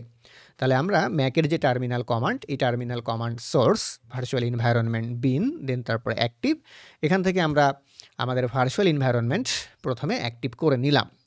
ভার্চুয়াল এনভায়রনমেন্ট অ্যাক্টিভ করার পরে আপনাকে অ্যাপ ক্রিয়েট করার জন্য টার্মিনালে যে কমান্ড দিতে হবে, সেই কমান্ডটি হচ্ছে পাইথন ম্যানেজ পাই স্টার্ট অ্যাপ। দেন এরপরে আপনি আপনার অ্যাপের নাম দেবেন। অ্যাপের নাম যা খুশি আপনি দিতে পারেন আপনার যে স্কোপ বা মডিউল, সেই মডিউল অনুসারে। তো ধরুন এখানে আমরা যে অ্যাপের নাম দিচ্ছি, এই অ্যাপের নাম দিয়ে দেবো আমরা মাই অ্যাপ।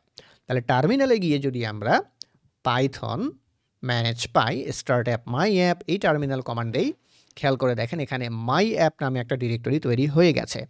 এবং যখনই এখানে মাই অ্যাপ নামে ডিরেক্টরিটা তৈরি হয়ে গেল, এই অ্যাপের ফিচার্সগুলো ম্যানেজ করার জন্য যা যা করণীয় বা যা যা কনফিগারেশনস দরকার বা ফাইল ফোল্ডার দরকার, সব কিন্তু দেখেন এখানে চলে এসেছে। এই অ্যাপটা ম্যানেজ করার জন্য মাইগ্রেশন দরকার, এডমিন দরকার, অ্যাপসের সেটিংস দরকার, মডেল দরকার, টেস্ট দরকার, ভিউজ দরকার, সবগুলোই আপনি ওই অ্যাপের মধ্যে একত্রিত ওয়েতে এখানে পেয়ে যাচ্ছেন। এখন প্রশ্ন হচ্ছে, একটা প্রজেক্টের ভেতরে আপনি মাল্টিপুল অ্যাপ ক্রিয়েট করতে পারেন, আর যখনই আপনি অ্যাপ ক্রিয়েট করছেন অবশ্যই করতে হবে কি আপনার প্রজেক্টের যে সেটিংস আছে, এই প্রজেক্টের সেটিংসের মধ্যে গিয়ে আপনার অ্যাপটাকে যুক্ত করে দিতে হবে। তো আমাদের এই যে প্রজেক্টের সেটিংস, এই সেটিংসের ভেতরে আমরা ইনস্টলড অ্যাপস নামে যে অংশটা দেখতে পাচ্ছি, এই অংশের ভেতরে ডেফিনেটলি আপনারা দেখছেন যে এখানে আরও অ্যাপ কিন্তু কানেক্ট করা আছে। বাট আপনি যে অ্যাপটা তৈরি করলেন, আপনার অ্যাপের নাম কি? আপনার অ্যাপের নাম হচ্ছে মাই অ্যাপ। সো এখানে আপনি করবেন কি আপনার অ্যাপটাকে কানেক্ট করে দেবেন। এখন এই রকম যদি আপনি একাধিক অ্যাপ ক্রিয়েট করেন, এই ইনস্টলড অ্যাপসের ভেতরে একাধিক অ্যাপ আপনাকে যুক্ত করে দিতে হবে। ধরুন আপনি এখানে একটা অ্যাপ ক্রিয়েট করেছেন অ্যাপ 1, আর একটা অ্যাপ ক্রিয়েট করেছেন অ্যাপ 2, আর একটা অ্যাপ ক্রিয়েট করেছেন আপনি অ্যাপ 3। তাহলে যতগুলো মডিউল আপনি ক্রিয়েট করছেন বা যতগুলো অ্যাপ ক্রিয়েট করছেন, এর ভেতরে ততগুলো অ্যাপই আপনাকে যুক্ত করে দিতে হবে। তাহলে ইনিশিয়ালি আপনার অ্যাপটা হয়ে গেল কি আপনার প্রজেক্টের যে সেটিংস বা কনফিগারেশনস, সেই কনফিগারেশনের সঙ্গে যুক্ত হয়ে গেল। এখন এই যে আমরা অ্যাপটা তৈরি করে নিচ্ছি, এই অ্যাপের ভেতরে আরও ছোট ছোট কিছু কাজকর্ম রয়েছে, সেই কাজগুলো আমাদেরকে করে নিতে হবে। যেরকম যখনই আপনি ইনিশিয়ালি অ্যাপ তৈরি করবেন, এই অ্যাপের ভেতরে অ্যাকচুয়ালি কোনো রাউটিং ফাইল বাই ডিফল্ট থাকে না। তো রাউটিংয়ের জন্য করতে হবে কি আপনার প্রজেক্টের কনফিগারেশনসের ভেতরে যেরকম একটা প্রজেক্টের ইউআরএলস রয়েছে বা প্রজেক্টের রাউটিং সিস্টেম রয়েছে, যেটা ইন্টিয়ার প্রজেক্টের জন্যই আপনার কাজ করবে, ঠিক এই রকম একটা রাউটিং সিস্টেম আপনার অ্যাপের জন্য ক্রিয়েট করে নিতে হবে। এবং রাউটিংয়ের জন্য আমরা যে ফাইল তৈরি করব অ্যাপের ভেতরে, সেই ফাইলের নামও আমরা দিয়ে দেবো হচ্ছে ইউআরএলস। সেই ফাইলের নামও হবে আমাদের ইউআরএলস। তো যখন আপনার অ্যাপ ক্রিয়েট হচ্ছে, অ্যাপের জন্য যেই ফাইলসগুলো দরকার সবগুলো ফাইলই আপনি পেয়ে যান বা সবগুলো ফাইলই আপনার থাকে। শুধুমাত্র এখানে যে ঘটনাটি ঘটছে সেটি হচ্ছে আপনি একটা ফাইল এর ভেতরে শুধুমাত্র পাচ্ছেন না, সেই ফাইলটা হচ্ছে ইউআরএলস। এবং এই অ্যাপটাকে পরিপূর্ণ করার জন্য, যেহেতু প্রত্যেকটা অ্যাপ ব্যাকএন্ড এবং ফ্রন্ট-এন্ড দুটো মিলে একটা ফুল স্ট্যাক আচরণ করবে, দ্যাটস ওয়াই এই অ্যাপের ভেতরে আমরা ভিউজ পেয়েছি, ভিউজ দিয়ে আমরা ব্যাক এন্ড ম্যানেজ করব, ইউআরএলস দিয়ে ব্যাক এন্ড ম্যানেজ করব, টেস্ট কেজের জন্য টেস্ট ইউজ করব, আমরা মডেলের জন্য মডেল ইউজ করব, এই অ্যাপের স্পেসিফিক কনফিগারেশনসের জন্য আমরা অ্যাপস ইউজ করব। আবার জ্যাঙ্গোতে হয় কি বাই ডিফল্ট একটা করে অ্যাডমিন কনফিগারেশন থাকে, সেটা আমরা তৈরি করব। এখানে এটাকে প্যাকেজ হিসেবে ডিক্লেয়ার করার জন্য ইনিশিয়ালাইজেশনের ফাইল পেয়ে গেছি। এই অ্যাপের এগনেস্টের ডাটাবেজে আমাদের যে টেবিল থাকবে সেই টেবিলের জন্য আমরা মাইগ্রেশনসের ফোল্ডার পেয়ে গেছি। বাট যেহেতু একটা অ্যাপ ফুল স্ট্যাক, অর্থাৎ এর ভেতরে ডেটাবেজ, ব্যাক এন্ড এবং ফ্রন্ট এন্ড সবই থাকবে, এখানে আমাদেরকে অতিরিক্ত আরেকটা ফোল্ডার ক্রিয়েট করে নিতে হবে, যে ফোল্ডারটি এখানে ইনিশিয়ালি বয়লার প্লেটে থাকবে না। সেই ফোল্ডারটি হচ্ছে টেমপ্লেটস। ওয়েল ফাইন, তাহলে আমাদের অ্যাপসের যেই ফাইল ফোল্ডারগুলো, সেই ফাইল ফোল্ডারগুলো আমাদের ক্রিয়েট হয়ে গেল। এবার আপনাকে করতে হবে কি, এই যে অ্যাপের জন্য আপনি যে রাউটিংটা তৈরি করেছেন urls.py, এই রাউটিংটাকে করতে হবে কি, আপনার যে সেটিংস রয়েছে বা প্রজেক্টের কনফিগারেশনস রয়েছে, সেই প্রজেক্টের কনফিগারেশনসের ভেতরে যে রাউট রয়েছে সেই রাউটের সাথে যুক্ত করে দিতে হবে। এখন এরকম যতগুলো অ্যাপ আপনি তৈরি করবেন, ততগুলো অ্যাপের জন্যই রাউটিং বা ইউআরএলস প্রজেক্টের যে মেইন কনফিগারেশনস বা বেস কনফিগারেশন, এই বেস কনফিগারেশনের ভেতরে আপনাকে অবশ্যই যুক্ত করে দিতে হবে। এখন এই বেস কনফিগারেশনের সাথে এটাকে আপনি কি করে যুক্ত করবেন? বেস কনফিগারেশনের সাথে যুক্ত করার জন্য আপনি করবেন কি, জাস্ট এখানে এর যে ইউআরএল প্যাটার্নস নামে যেই এখানে লিস্ট আছে, এই লিস্টের ভেতরে গিয়ে আরেকটা নতুন পাথ আপনি যুক্ত করে দেবেন। তো এখানে আমার যে অ্যাপ, এই অ্যাপের জন্য আমি নতুন যে পাথ দিয়ে দিচ্ছি, সেই পাথ হচ্ছে শুধু স্ল্যাশ মানে হচ্ছে বোঝানো হচ্ছে যে এটা কি, শুধু স্ল্যাশ মানে বোঝানো হচ্ছে, বা ফাঁকা দিচ্ছি, ফাঁকা মানে বোঝানো হচ্ছে যে এইটা কি আমার হোম পেজ। ওকে, দেন এই জায়গাতে আমরা করব কি, ইনক্লুড করব আমাদের অ্যাপের ইউআরএলস নামে যে ফাইলটা আমরা তৈরি করে নিয়েছি, সেই ফাইলসটা। তো আমাদের অ্যাপের ভেতরে ইউআরএলস নামে যে ফাইলটা আমরা তৈরি করে নিয়েছি, সেই ফাইলটা এখানে ইনক্লুড আমরা করে দেব। এখন এই ফাইলটাকে যখন আমরা ইনক্লুড করব, তখন জ্যাঙ্গো থেকে আমরা ইউআরএলস ইম্পোর্ট করে নিয়েছি, পাথ এখানে বাই ডিফল্ট ইম্পোর্ট করাই থাকে। এছাড়া জ্যাঙ্গোর যেই ইউআরএলস, এই ইউআরএলসের ভেতর থেকে এখানে পাথ ইম্পোর্ট করে নিয়েছি, এখানে কমা দিয়ে ইনক্লুড নামে আরও একটি প্রপার্টি রয়েছে, সেই প্রপার্টিও আমরা এখানে ইম্পোর্ট করে নেব। আর এই ইনক্লুড প্রপার্টি দিয়ে আমরা করব কি, আমাদের যেই অ্যাপ, সেই অ্যাপের ইউআরএলস নামে যে ফাইলটা আমরা তৈরি করে নিলাম, সেই ফাইলসটাকে এখানে যুক্ত করে দেব। তাহলে ইউআরএলস নামে ফাইলটাকে যদি আমরা যুক্ত করতে চাই, আমাদের অ্যাপের নাম কি, আমাদের অ্যাপের নাম হচ্ছে my app then .urls। Okay, just যুক্ত হয়ে গেল। তাহলে হচ্ছে কি, আমাদের মেইন কনফিগারেশনের সাথে বা প্রজেক্টের সাথে সম্পর্ক দুটো জায়গায়, একটা হচ্ছে সেটিংসের ভেতরে ইনস্টলড অ্যাপের মধ্যে বলে দিতে হবে, সেটিংসের মধ্যে ইনস্টলড অ্যাপের ভেতরে আমাদেরকে বলে দিতে হবে, that is number 1। And the number 2 is আমাদের যে কনফিগারেশন বা প্রজেক্টের ইউআরএলস, সেই প্রজেক্টের ইউআরএলসের মধ্যে গিয়ে আপনার অ্যাপের জন্য যে আলাদা ইউআরএলস আপনি তৈরি করে নিয়েছেন, অ্যাপের ইউআরএলসটাকে প্রজেক্টের ইউআরএলসের সাথে ম্যাপিং করে দিতে হবে। আর এই ম্যাপিং করে দেওয়ার বিষয়টি একেবারেই খুবই সহজ। তাহলেই ক্রিয়েট হয়ে গেল কি, আপনার একটা অ্যাপ ক্রিয়েট হয়ে গেল। এখন এই যে আপনার অ্যাপটা ক্রিয়েট হলো, অ্যাপটা ক্রিয়েট করার জন্য এখানে তো বেশ কিছু ফাইল ফোল্ডার আপনি দেখেছেন বা তৈরি করেছেন। আমরা ইউআরএলস নামে একটা ফাইল তৈরি করে নিয়েছি, টেমপ্লেটস নামে একটা ফোল্ডার তৈরি করে নিয়েছি যেটি ছিল না। এখন এই ফাইল ফোল্ডারগুলোর ডেফিনেশন আমাদেরকে বুঝতে হবে যে কোন ফাইলটার অ্যাকচুয়ালি কী কাজ। যেরকম একেবারেই আমরা যদি উপরে আসি, আমরা মাইগ্রেশন নামে একটা ফোল্ডার দেখতে পাচ্ছি। এই মাইগ্রেশন ফোল্ডারটি অ্যাকচুয়ালি দেওয়া হয়েছে আপনি যে ফিচারটি বা মডিউলটি নিয়ে কাজ করছেন, সেই ফিচারটির এগনিস্টে ডাটাবেজে যে টেবিলগুলো থাকবে, সেই টেবিলের জন্য স্কিমা ডিক্লেয়ার করা বা স্কিমা তৈরি করার জন্যই অ্যাকচুয়ালি এই মাইগ্রেশন ফোল্ডারটা দিয়ে দেওয়া হয়েছে। এবং এই মাইগ্রেশন ফোল্ডারটিকে যাতে একটা প্যাকেজ হিসেবে বা মাল্টিফাইল মডিউল হিসেবে ট্রিট করা যায়, দ্যাটস ওয়াই এখানে init.py নামে যেই ফাইলটি, সেই ফাইলটি রয়েছে। এছাড়া আমরা টেমপ্লেটস নামে নতুন একটা ফোল্ডার আমাদের অ্যাপের ভেতরে তৈরি করে নিয়েছি। যখন কিনা আমাদের ওই ফিচারের বা ওই অংশের বা ওই অ্যাপের বিশেষ করে HTML, CSS, জাভাস্ক্রিপ্ট অর্থাৎ front end server side render front end নিয়ে আমরা কাজ করার সময় সেই ফাইল ফোল্ডারগুলো অ্যাকচুয়ালি এই টেমপ্লেটস ডিরেক্টরির ভেতরে থাকবে। এছাড়া মাই অ্যাপের ভেতরে আমরা আরও একটি init.py ফাইল দেখতে পাচ্ছি। এই ফাইলটাও করেছে কি, এই পুরো ফোল্ডারটাকে একটা মাল্টি ফাইল মডিউল বা প্যাকেজ হিসেবে ট্রিট করছে। এছাড়া এখানে আমরা admin.py নামে আরও একটা ফাইল এখানে পেয়েছি। admin.py এই যে ফাইলটা এখানে অটোমেটিক্যালি জেনারেট হয়েছে, এই ফাইলটা কেন হয়েছে? এই ফাইলটা অ্যাকচুয়ালি হয়েছে এই কারণেই, পরবর্তীতে যখন আপনি মডেল নিয়ে কাজ করবেন তখন ওই মডেল ইন্টারফেসের উপরে কাজ করে বা মডেল ইন্টারফেসের উপরে ভিত্তি করে হবে কি আপনার একটা অটোমেটিক একটা অ্যাডমিন ড্যাশবোর্ড বা একটা অ্যাডমিন কনফিগারেশনস বা একটা অ্যাডমিন সিএমএস জ্যাঙ্গো তৈরি করে দেয়। দ্যাটস ওয়াই এখানে admin.py ফাইলটি ক্রিয়েট হয়েছে। এটি নিয়েও আসলে আমাদের খুব বেশি কনসার্ন নেই। দেন এখানে apps.py নামে যে আরও একটি ফাইল রয়েছে, এই apps.py ফাইলটা অ্যাকচুয়ালি আপনার ওই যে অ্যাপটা আপনি তৈরি করেছেন সেই অ্যাপ স্পেসিফিক যে ফিচার্সগুলো আছে বা কনফিগারেশনসগুলো আছে সেটার জন্য। অর্থাৎ এখানে যদি আপনি 10টা অ্যাপ ক্রিয়েট করেন, 10টা অ্যাপসের জন্যই apps.py 10 রকম আপনি পাবেন। প্রত্যেকটা আলাদা আলাদা স্পেসিফিক apps.py আলাদা আলাদা স্পেসিফিক মডিউলের যে কনফিগারেশনসগুলো সেই কনফিগারেশনসগুলো ম্যানেজ করবে। দেন এই অ্যাপসের ভেতরে আপনি মডেলস নামে একটা ফোল্ডার পেয়েছেন। এই মডেলস ফোল্ডারের কাজ কি? এই মডেল ফোল্ডারের কাজ হচ্ছে এখানে আপনার ডাটাবেজের যে মডেল থাকবে ওই অ্যাপের জন্য সেই মডেলটাকে ডিফাইন করে দেওয়া। পরবর্তীতে যখন আমরা মডেল নিয়ে পড়াশোনা করব ডেফিনেটলি এই বিষয়গুলো আপনারা আরও অনেক ভালো বুঝতে পারবেন। এবং এই মডেলের মাধ্যমে আমরা করব কি, জ্যাঙ্গোর যে ওয়ারেম আছে সেই ওয়ারেম ব্যবহার করে কিন্তু ডাটাবেজের যে টেবিল সেই টেবিলের সাথে আমরা কমিউনিকেট করব। এছাড়া আপনি যে আপনার কোডগুলো লিখছেন সেই কোডগুলোকে আপনি টেস্ট করতে পারেন, ইউনিট টেস্ট করতে পারেন। দ্যাটস ওয়াই এখানে test.py নামে আরও একটা ফাইল আপনি পাচ্ছেন।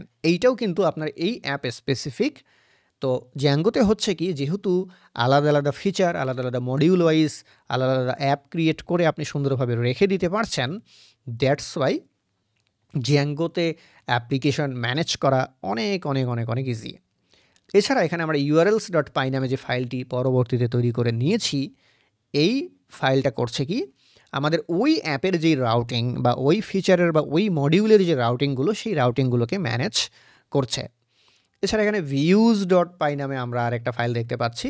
এই views.py নামে যে ফাইলটি রয়েছে এই ফাইলটি করে কি, ওয়েব অ্যাপ্লিকেশনের যে গেট, পোস্ট, পুট, ডিলিট, রিকোয়েস্টগুলো আসে সেই রিকোয়েস্ট এবং রেসপন্স ম্যানেজ করার যে কাজটি সেই কাজটি অ্যাকচুয়ালি করে হচ্ছে এই views.py ফাইলটি। এই ফাইলটিও কিন্তু এই অ্যাপ স্পেসিফিক। এখানে আমরা এই অ্যাপের ভেতরে যতগুলো ফাইল ফোল্ডার দেখতে পাচ্ছি ওই সবগুলোই ওই অ্যাপ স্পেসিফিক।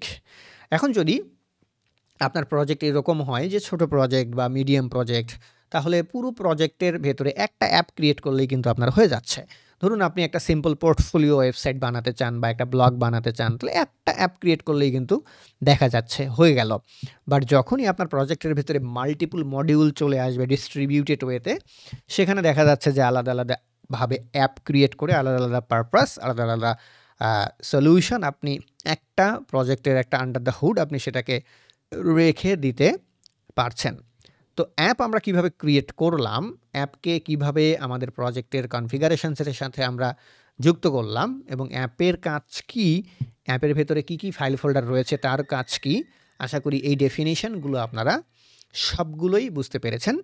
দেন এর পরের পর্বে গিয়ে আমরা করব কি, আমরা আমাদের যে অ্যাপটা ক্রিয়েট করে নিয়েছি এই অ্যাপের ভেতরে আমরা আমাদের প্রথম রিকোয়েস্ট রেসপন্স, প্রথম রাউট এবং প্রথম কোনো কিছু একটা তৈরি করতে চলেছি। আশা করি এই পর্যন্ত অবশ্যই বুঝতে পেরেছেন। আলোচনা হচ্ছে পরের পর্বে গিয়ে। ধন্যবাদ সবাইকে।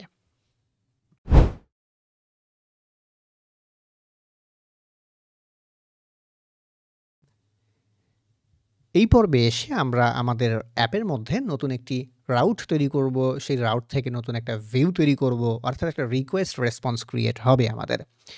এখন এই কঠিন কঠিন শব্দগুলো বোঝার আগে অবশ্যই আমাদেরকে বুঝে নিতে হবে যে অ্যাকচুয়ালি রিকোয়েস্ট রেসপন্স এই বিষয়টা কিভাবে কাজ করে। তো রিকোয়েস্ট রেসপন্স বিষয়টা কিভাবে কাজ করে এটার যদি সহজ এক্সাম্পলে আমরা যাই, তাহলে ধরুন আপনি আমার ওয়েবসাইটে এসেছেন, ওয়েবসাইটে এসে যে কোনো একটা পেজ ব্রাউজ করার জন্য যে কোনো একটা ইউআরএলে আপনি ব্রাউজার দিয়ে হিট করেছেন।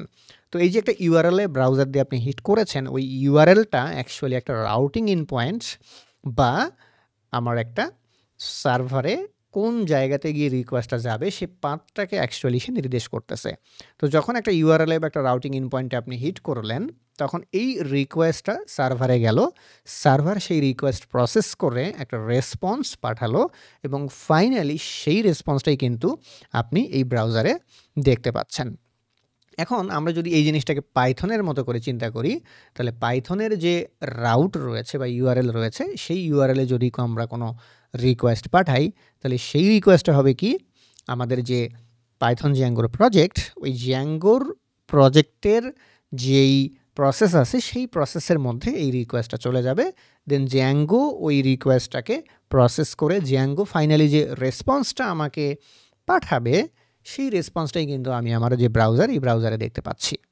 এটাকে যদি আরও টেকনিক্যালি আমরা মেলাতে যাই, সেক্ষেত্রে এভাবে মেলাতে পারি যে ধরুন এই যে সার্ভার, এই সার্ভারের ভেতরে আমাদের জ্যাঙ্গো প্রজেক্ট হোস্ট করা আছে। এখন জ্যাঙ্গো ইটসেলফে ব্যাকএন্ড ড্রাইভেন ফ্রেমওয়ার্ক, এখানে সব কিছুই ব্যাকএন্ড থেকেই প্রসেস হয়ে চলে আসে। তাহলে আমার সার্ভার কম্পিউটারে যদি জ্যাঙ্গো থাকে, আর এখানে যে ল্যাপটপের ছবিটা আমরা দেখতে পাচ্ছি, ধরুন এই ল্যাপটপের ছবিটা হচ্ছে আমার কম্পিউটার। তাহলে আমার কম্পিউটার থেকে একটা এইচটিটিপি রিকোয়েস্ট ইউআরএলের মাধ্যমে বা রাউটের মাধ্যমে কার কাছে যাবে? জ্যাঙ্গোর কাছে যাবে। জ্যাঙ্গো সেটাকে প্রসেস করবে, প্রসেস করে সে একটা রেসপন্স জেনারেট করবে। ফাইনালি সেই রেসপন্সটাই কিন্তু আমরা আমাদের যে ল্যাপটপের স্ক্রিনে অর্থাৎ ব্রাউজারে সেখানে দেখতে পাচ্ছি, যেটাকে আমরা বলছি ক্লায়েন্ট।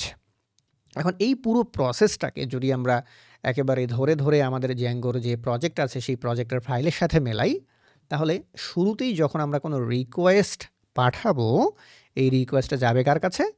ব্রাউজার থেকে রিকোয়েস্ট রিসিভ করবে ফার্স্ট কে? একটা ইউআরএল বা একটা রাউট।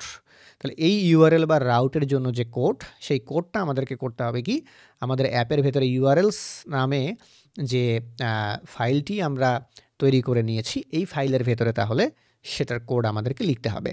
দেন এই ইউআরএলস বা রাউট এই রিকোয়েস্টটাকে রিসিভ করবে, রিসিভ করে সেটাকে প্রসেস করার জন্য সে করবে কি, ভিউজের মধ্যে পাঠিয়ে দেবে। তাহলে ভিউজের মধ্যে পাঠিয়ে দিলে আমাদের যে রিকোয়েস্ট, সেই রিকোয়েস্টটাকে প্রসেস করার জন্য আমাদেরকে ভিউজ ফোল্ডারের মধ্যে কাজ করতে হবে। এখন এই ভিউজ ফোল্ডারের মধ্যে যেই ফাংশনের কাছে পাঠিয়ে দেবে, সেই ফাংশন যা রিটার্ন করবে, সেই রিটার্ন করার রেজাল্টটাই অ্যাকচুয়ালি রেসপন্স আকারে একটা আউটপুট আসবে, যেই রেসপন্সটা ফাইনালি আমরা আমাদের ব্রাউজারে দেখতে পারবো। তাহলে আমাদের যে ফার্স্ট ভিউজ, ইউআরএলস, রাউট, এর যে ফুল প্রসেসটা বা ফ্লোটা, সেই ফ্লোটা আশা করি আপনারা বুঝতে পেরেছেন, যে আমরা সার্ভার থেকে একটা রিকোয়েস্ট রেসপন্সের ঘটনা ঘটানোর জন্য আমরা ব্রাউজার থেকে যখন একটা রিকোয়েস্ট পাঠাবো, আমাদের জ্যাঙ্গো অ্যাপ যেটা, সেই জ্যাঙ্গো অ্যাপের ভেতরে যে ইউআরএলস ফাইল রয়েছে, সেই ফাইলসের ভেতরে রিকোয়েস্টটা যাবে। সেই ইউআরএলস করবে কি, ভিউজের ভেতরে সেটাকে প্রসেস করার জন্য পাঠিয়ে দেবে, এবং ভিউজ করবে কি, সেটাকে প্রসেস করে ফাইনালি যে রিটার্ন দেবে বা আউটপুট দেবে, সেই আউটপুটটাই রেসপন্স, আর যেই রেসপন্সটা কিনা আমরা ব্রাউজারে দেখতে পারবো। এখন চলেন আমাদের ফার্স্ট যেই রিকোয়েস্ট রেসপন্সের ঘটনাটি, এই ঘটনাটি আমরা ঘটিয়ে ফেলি। তাহলে শুরুতেই কি প্রয়োজন হচ্ছে? শুরুতেই আমাদের এখানে একটা রাউটস প্রয়োজন হচ্ছে। এখন আমরা শুরু থেকেই ভিজুয়াল স্টুডিও কোড ব্যবহার করে আসছি আমাদের কোড আরও দ্রুত করার জন্য এবং কোডিং ইন্টেলিজেন্সের জন্য আপনি ভিজুয়াল স্টুডিও কোড ছাড়াও পাইচার্ম ইউজ করতে পারেন। তো সেক্ষেত্রে পাইচার্মের শুরুতেই যে আপনাকে পেইড ভার্সন ইউজ করতে হবে, বিষয়টা এরকম নয়। আপনি পাইচার্মের যে কমিউনিটি ভার্সন রয়েছে, সেই কমিউনিটি ভার্সন দিয়েও আপনি পাইথন জ্যাঙ্গোর যে ডেভেলপমেন্ট, সেই ডেভেলপমেন্ট শুরু করতে পারেন। তো আমার কম্পিউটারে পাইচার্মের কমিউনিটি ভার্সন এবং পাইচার্মের প্রফেশনাল ভার্সন দুটিই ইনস্টল করা আছে। এখানে ফর দ্য সিম্পলিসিটি শুরুতেই আমি পাইচার্মের যে কমিউনিটি এডিশন রয়েছে ফ্রি, সেটিকে ওপেন করছি এবং প্রজেক্টটাকে আমার পাইচার্মের ভেতরে আমি ওপেন করিয়ে নিচ্ছি। তো পাইচার্মের ভেতরে যখন আপনি প্রজেক্ট ওপেন করবেন, প্রজেক্ট ওপেন করার পরে অবশ্যই পাইচার্মের যে সেটিংস আছে, সেই সেটিংসে গিয়ে আপনার প্রজেক্টের যে পাইথন ইন্টারপ্রিটার, এখানে আপনি প্রজেক্টের সেটিংসে চলে যাবেন। আমি আবারও চলে যাচ্ছি। আপনি এই প্রজেক্টটাকে পাইচার্ম কমিউনিটি দিয়ে ওপেন করেন কিংবা পাইচার্ম প্রফেশনাল দিয়ে ওপেন করেন, যেটা দিয়ে ওপেন করেন না কেন, চলে যাবেন পাইচার্মের সেটিংসে গিয়ে প্রজেক্ট থেকে এখান থেকে পাইথন ইন্টারপ্রিটার, এবং এই পাইথন ইন্টারপ্রিটার হিসেবে আপনি এখান থেকে জ্যাঙ্গো সিলেক্ট করে দিতে পারেন। তো এখান থেকে আপনি জ্যাঙ্গো সিলেক্ট করলেন এবং এতে পাইথন ইন্টারপ্রিটার যেটা থাকবে আপনার, এই পাইথন ইন্টারপ্রিটার এই জায়গাটা ফাঁকা রাখবেন না। এই জায়গাতে আপনি আপনার কম্পিউটারে যে পাইথন ইনস্টল করা আছে সেটা সিলেক্ট করে দেবেন এবং এখান থেকে জ্যাঙ্গো সিলেক্ট করে দিতে পারেন। দেন এখানে তো জ্যাঙ্গো আছেই আমাদের এখানে, দেন এখানে ওকে করে দিলাম। Okay fine. তাহলে হবে কি, পাইথন ইন্টারপ্রেটারটা এখানে সেট হয়ে থাকলে আপনার কোড সাজেস্ট করা থেকে শুরু করে অন্যান্য যে সুবিধাগুলো, রান করার যে সুবিধাগুলো, সেগুলো এখানে আপনি নিমিষেই পেয়ে যাবেন। তো শুরুতে আমাদেরকে তাহলে কি করতে হচ্ছে, আমরা তো জেনেই গেলাম যে শুরুতে আমাদেরকে একটা রাউটস তৈরি করে নিতে হচ্ছে। তো এই রাউটস আমরা কিভাবে তৈরি করব? রাউটস তৈরি করার জন্য আমরা নিশ্চয়ই দেখে এসেছি আমাদের যে কনফিগারেশনসের ভেতরেও কিন্তু একটা ইউআরএলস ছিল আমাদের। কনফিগারেশনসের ভেতরে যেরকম আমাদের ইউআরএলস ছিল, ইউআরএল প্যাটার্ন নামে আমাদের একটা লিস্ট ছিল, ঠিক সেরকম ইউআরএল প্যাটার্ন নামে আমাদেরকে একটা লিস্ট এখানে ক্রিয়েট করে নিতে হবে। অ্যাকচুয়ালি রাউটিংটা জ্যাঙ্গোর ভেতরে দুভাগে বিভক্ত, একটা হচ্ছে প্রজেক্ট লেভেলে, একটা অ্যাপ লেভেলে। তো প্রজেক্ট লেভেলে আমাদের অ্যাপের জন্য যে রাউটগুলো হবে, সেই রাউটগুলো তো শুরুতেই আমরা, বা ইউআরএলগুলো শুরুতেই আমরা ইনক্লুড করে দিয়েছি। দ্যাটস ওয়াই আমাদের প্রজেক্ট লেভেলে আর কোনো কাজকর্ম করতে হবে না। এখন অ্যাপ লেভেলে আমরা যে রাউটগুলো তৈরি করব, এই রাউটগুলো অ্যাপ লেভেলে তৈরি করা মানেই সেগুলো প্রজেক্টের সাথে অটোমেটিক্যালি কানেক্ট হয়ে যাবে। এরপর আমরা করব কি, আমরা এখানে একটা নতুন পাথ ক্রিয়েট করতে চলেছি। ঠিক আমাদের যেই কনফিগারেশনের ভেতরে খেয়াল করে দেখেন, পাথ কোথা থেকে ইম্পোর্ট করা ছিল, জ্যাঙ্গো ইউআরএলস মডিউল থেকে ইম্পোর্ট করা ছিল। তো ঠিক জ্যাঙ্গো ইউআরএলস মডিউল থেকে আমরা করব কি, এখানে যে পাথ নামে যে প্রপার্টিটা রয়েছে জ্যাঙ্গোর বিল্ড ইন প্রপার্টি, এই বিল্ড ইন প্রপার্টিটাকে আমরা ইম্পোর্ট করে ফেলবো। এখন আপনার কাছে মনে হতে পারে এই বিষয়গুলো কি মুখস্থ করার? মোটেও না, এই বিষয়গুলো মোটেও আপনি মুখস্থ করতে যাবেন না। জাস্ট ২-১ বার প্র্যাকটিস করলেই আপনার মনে থাকবে। যদি মনে না থাকে তাহলে দরকার হলে আপনি দেখে দেখে লিখবেন, দেখে দেখে প্র্যাকটিস করবেন। কেননা software engineering is a open book process, এখানে কোনো কিছু মুখস্থ করার নাই। আপনাকে এখানে বিস্তারিতভাবে বুঝতে হবে, বুঝে বুঝে দেখে দেখে আপনি কাজ করবেন। সো আমাদের পাথ আমরা নিয়ে নিচ্ছি হোম পেজ। হোম পেজ মানে হচ্ছে কিছু না। এখন এই যে হোম পেজে আমরা রিকোয়েস্ট পাঠাবো, এই রিকোয়েস্ট যাবে কার কাছে? তাহলে আমাদের যেই ডায়াগ্রাম, এই ডায়াগ্রাম অনুসারে আমাদের একটা রিকোয়েস্ট রিসিভ করার জন্য একটা ইউআরএল বা রাউট তৈরি হয়ে গেছে, যে রাউটের নাম দিয়ে দিয়েছি আমরা শুধুমাত্র ফাঁকা মানে হচ্ছে জাস্ট হোম পেজ। এখন যদি আমাদের অন্য কোনো পেজ হতো, পেজ 1, তাহলে আমরা এভাবে লিখতাম, বা যদি পেজ 2 হতো, পেজ 3 হতো, এভাবে আমরা লিখে ফেলতাম। তো একেবারেই ইনিশিয়ালি যেই রুট বা হোম পেজ, সেই হোম পেজে আমরা একটা রিকোয়েস্ট নিচ্ছি, দ্যাটস ওয়াই আমি এখানে লিখলাম হোম। এখন এই যে রাউটিং ইন পয়েন্টে আমার রিকোয়েস্টটা চলে আসলো, বেশ ভালো কথা। এখান থেকে পাঠিয়ে দিতে হবে কার কাছে? ভিউয়ের কাছে। এখন ভিউয়ে আমরা কার কাছে পাঠিয়ে দেব? ভিউয়ের কাছে তো পাঠিয়ে দেব বুঝলাম, কিন্তু ভিউয়ে কার কাছে পাঠিয়ে দেব? তাহলে ভিউয়ে কার কাছে পাঠিয়ে দেব সেটা ঠিক করার আগে আমরা প্রথমে পুরো ভিউটাকেই এখানে ইম্পোর্ট করে নিচ্ছি। আমি পুরো ভিউটাকে ইম্পোর্ট করে নিচ্ছি, যে ভিউজের ভেতরে যতগুলো ফাংশন আমরা লিখি না কেন, বা ভিউজের ভেতরে আমরা যা কিছু লিখি না কেন, সবগুলোকে এখানে আমি ডট দিয়ে ইম্পোর্ট করে নিলাম। জাস্ট এখানে ডট লিখলাম, তাহলে এই ভিউজের ভেতরে আমি যেই ফাংশনই লিখি না কেন, সেই ফাংশনটাই এখানে অটোমেটিক্যালি ইম্পোর্ট হয়ে যাবে। তো ভিউজের ভেতরে এসে আমি এখানে একটা হোম পেজ তৈরি করব। ভেরি সিম্পলি আমি এখানে একটা হোম পেজ তৈরি করার জন্য এখানে আমি করলাম কি, নতুন একটা ফাংশন তৈরি করে নিচ্ছি, যে ফাংশন হোম। এখন এই ফাংশনটা কি করবে? আমার এই রাউটিং ইন পয়েন্ট থেকে যে রিকোয়েস্ট আসবে, সেই রিকোয়েস্টটাকে সে রিসিভ করবে এই ফাংশনটা। সো এই ফাংশনের যে প্যারামিটার, এই প্যারামিটার আমি লিখে দিলাম কি, রিকোয়েস্ট। তাহলে এই যখন একটা রিকোয়েস্ট রিসিভ করবে, সেই রিকোয়েস্টের এগনিস্টে সে কিছু একটা রিটার্ন করবে, তাই তো? সে যা রিটার্ন করবে তাহাই কিন্তু অ্যাজ এ রেসপন্স হিসেবে আমরা ব্রাউজারে দেখতে পারবো। তো আমরা শুরুতে ধরে নিচ্ছি যে সে খুব সিম্পলি একটা হ্যালো জ্যাঙ্গো রেসপন্স আমাকে দেখ। তো আমি এখান থেকে লিখছি রিটার্ন HTTP রেসপন্স। ওকে, HTTP রেসপন্স। তো যখন আপনি পাইচার্ম ইউজ করবেন, পাইচার্মের সুবিধাটাই হচ্ছে এরকম যে এখানে যে মডিউল ইম্পোর্ট করা, এক্সপোর্ট করা, কোড সাজেস্ট করার যে ইন্টেলিজেন্সি, এই ইন্টেলিজেন্সি অনেক বেশি বেটার। এটা বিগিনিংদের জন্য একেবারেই বিগিনিং স্টেজে আমার মনে হয় যে অনেক বেশি হেল্পফুল হবে। সো এখানে আমি হোম নামে একটা ফাংশন ক্রিয়েট করে নিয়েছি, যেই ফাংশন আমার একটা রিকোয়েস্ট রিসিভ করে এবং সে রিটার্ন করে। কি রিটার্ন করে? জাস্ট একটা এইচটিটিপি রেসপন্স রিটার্ন করে, যে এইচটিটিপি রেসপন্সের ভেতরে আমি বলে দিলাম যে সে hello Django. Well fine, just এতটুকু, আর কিছুই নয়। এখন এই হোম নামে যেই ফাংশনটা আছে, তাহলে আমার রিকোয়েস্ট যখন এখানে আসবে, এই রিকোয়েস্টটাকে আমি করব কি, আমার হোম নামে যে ফাংশনটা রয়েছে, হোম নামে যে ফাংশনটা রয়েছে ভিউজের ভেতরে, সেই ফাংশনের কাছে পাঠিয়ে দেব। তাহলে এই রুটে বা হোম পেজে আমার রিকোয়েস্ট আসলে আমার যে ভিউজ, এই ভিউজের মধ্যে একটু আগে আমরা হোম নামে একটা ফাংশন তৈরি করে নিলাম, সেই ফাংশনের ভেতরে করব কি, আমাদের রিকোয়েস্টটাকে আমরা পাঠিয়ে দেব, রিকোয়েস্টটাকে পাঠিয়ে দেব। তাহলে এখানে আমি বললাম যে জাস্ট হ্যালো জ্যাঙ্গো। তাহলে খেয়াল করে দেখেন আমাদের এই পুরো প্রসেসটা কিন্তু করা হয়ে গেছে। আমাদের অ্যাকর্ডিং টু দ্য ডায়াগ্রাম আমরা রিকোয়েস্ট রিসিভ করার জন্য একটা রাউট বা ইউআরএল তৈরি করে নিয়েছি। এই যে রিকোয়েস্ট রিসিভ করার জন্য আমরা একটা পাথ বলে দিয়েছি হোম পাথ। এই হোম পাথে এসে আমাদের একটা রিকোয়েস্ট রিসিভ হবে। এই রিকোয়েস্টটা ইউআরএল থেকে পাঠিয়ে দিচ্ছি কার কাছে, আমরা ভিউয়ের কাছে। এখন ভিউ মানে তো ভিউয়ের ভিতরে অনেক ভিউ থাকতে পারে, কার ভেতরে পাঠিয়ে দিচ্ছি, ভিউজের ভেতরে হোম নামে একটা ফাংশনের কাছে পাঠিয়ে দিচ্ছি। তাহলে এই যে আমার হোম ফাংশন, এই ফাংশনটা করবে কি, আমার পুরো রিকোয়েস্টটাকে রিসিভ করবে। রিসিভ করার পরে এই রিকোয়েস্টের আরও অনেক প্রসেসিং লেয়ার এখানে থাকতে পারে।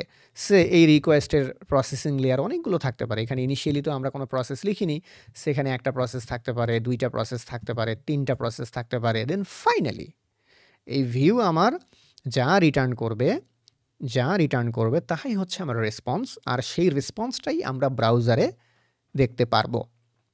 ওয়েল ফাইন, তো শুরুতে আমরা জাস্ট হ্যালো জ্যাঙ্গো এতটুকুই রিটার্ন করেছি। এখন এই প্রজেক্টটাকে রান করতে হবে। তো প্রজেক্টটাকে রান করার জন্য আমরা করব কি, জাস্ট ভিজুয়াল স্টুডিও কোডে যা যা কাজ করে এসেছি এখানেও তাই কাজ করব আমরা। এখানেও আলাদা কোনো কিছু অ্যাকচুয়ালি করতে হবে না। আমরা শুরুতেই আমাদের যে ভার্চুয়াল এনভায়রনমেন্ট, এখানে টার্মিনালে চলে যাচ্ছি আমরা পাইচার্ম থেকে, পাইচার্মের টার্মিনালে গিয়ে ভার্চুয়াল এনভায়রনমেন্ট অ্যাক্টিভ করে নিলাম।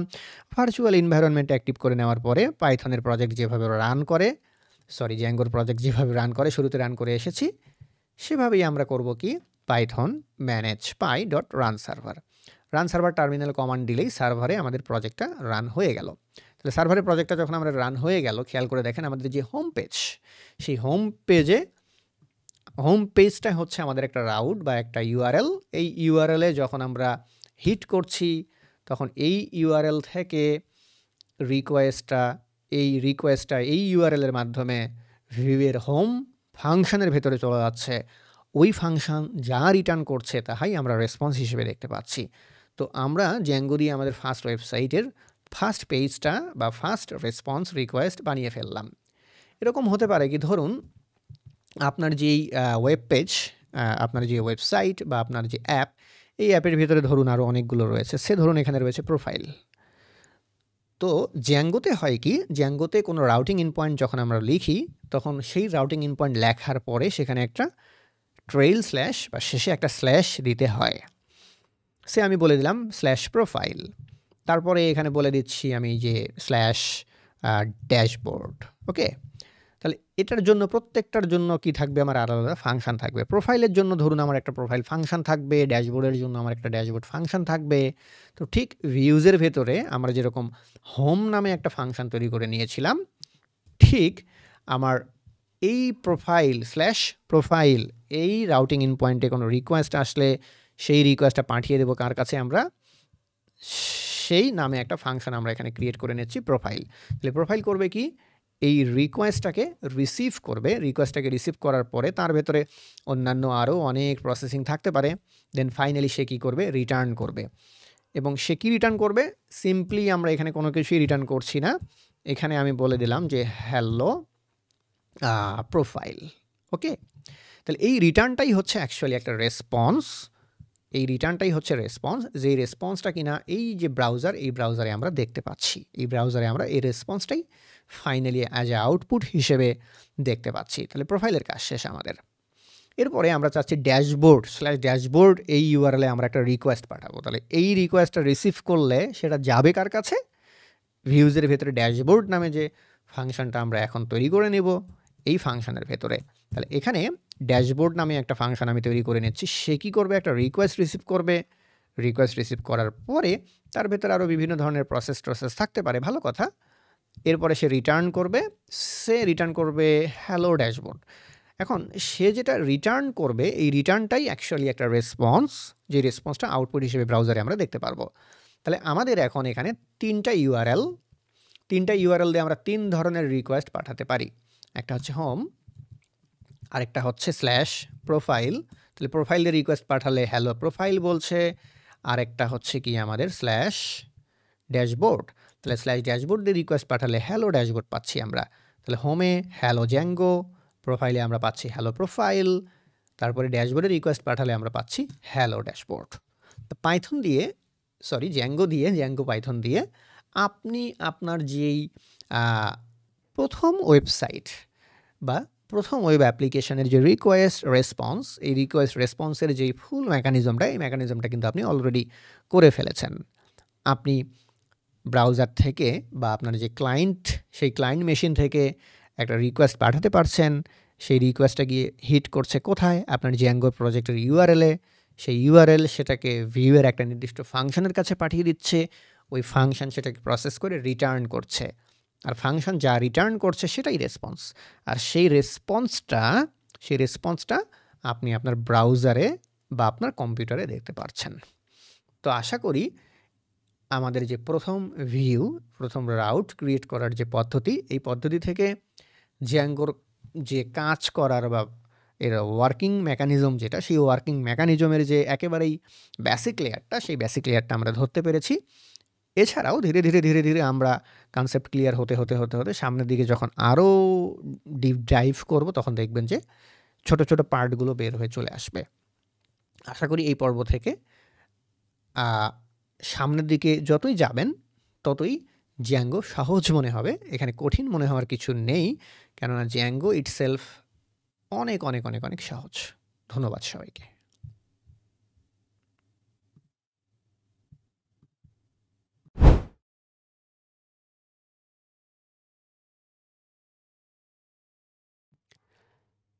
আসসালামু আলাইকুম। এর আগের পর্বে নিশ্চয়ই আমরা দেখে এসেছি যে কীভাবে আমাদের ভিউ থেকে আমরা একটা রিটার্ন পেতে পারি এবং কীভাবে রাউট কাজ করে, রিকোয়েস্ট রেসপন্সের বেসিক প্রিন্সিপালটা কীভাবে কাজ করে।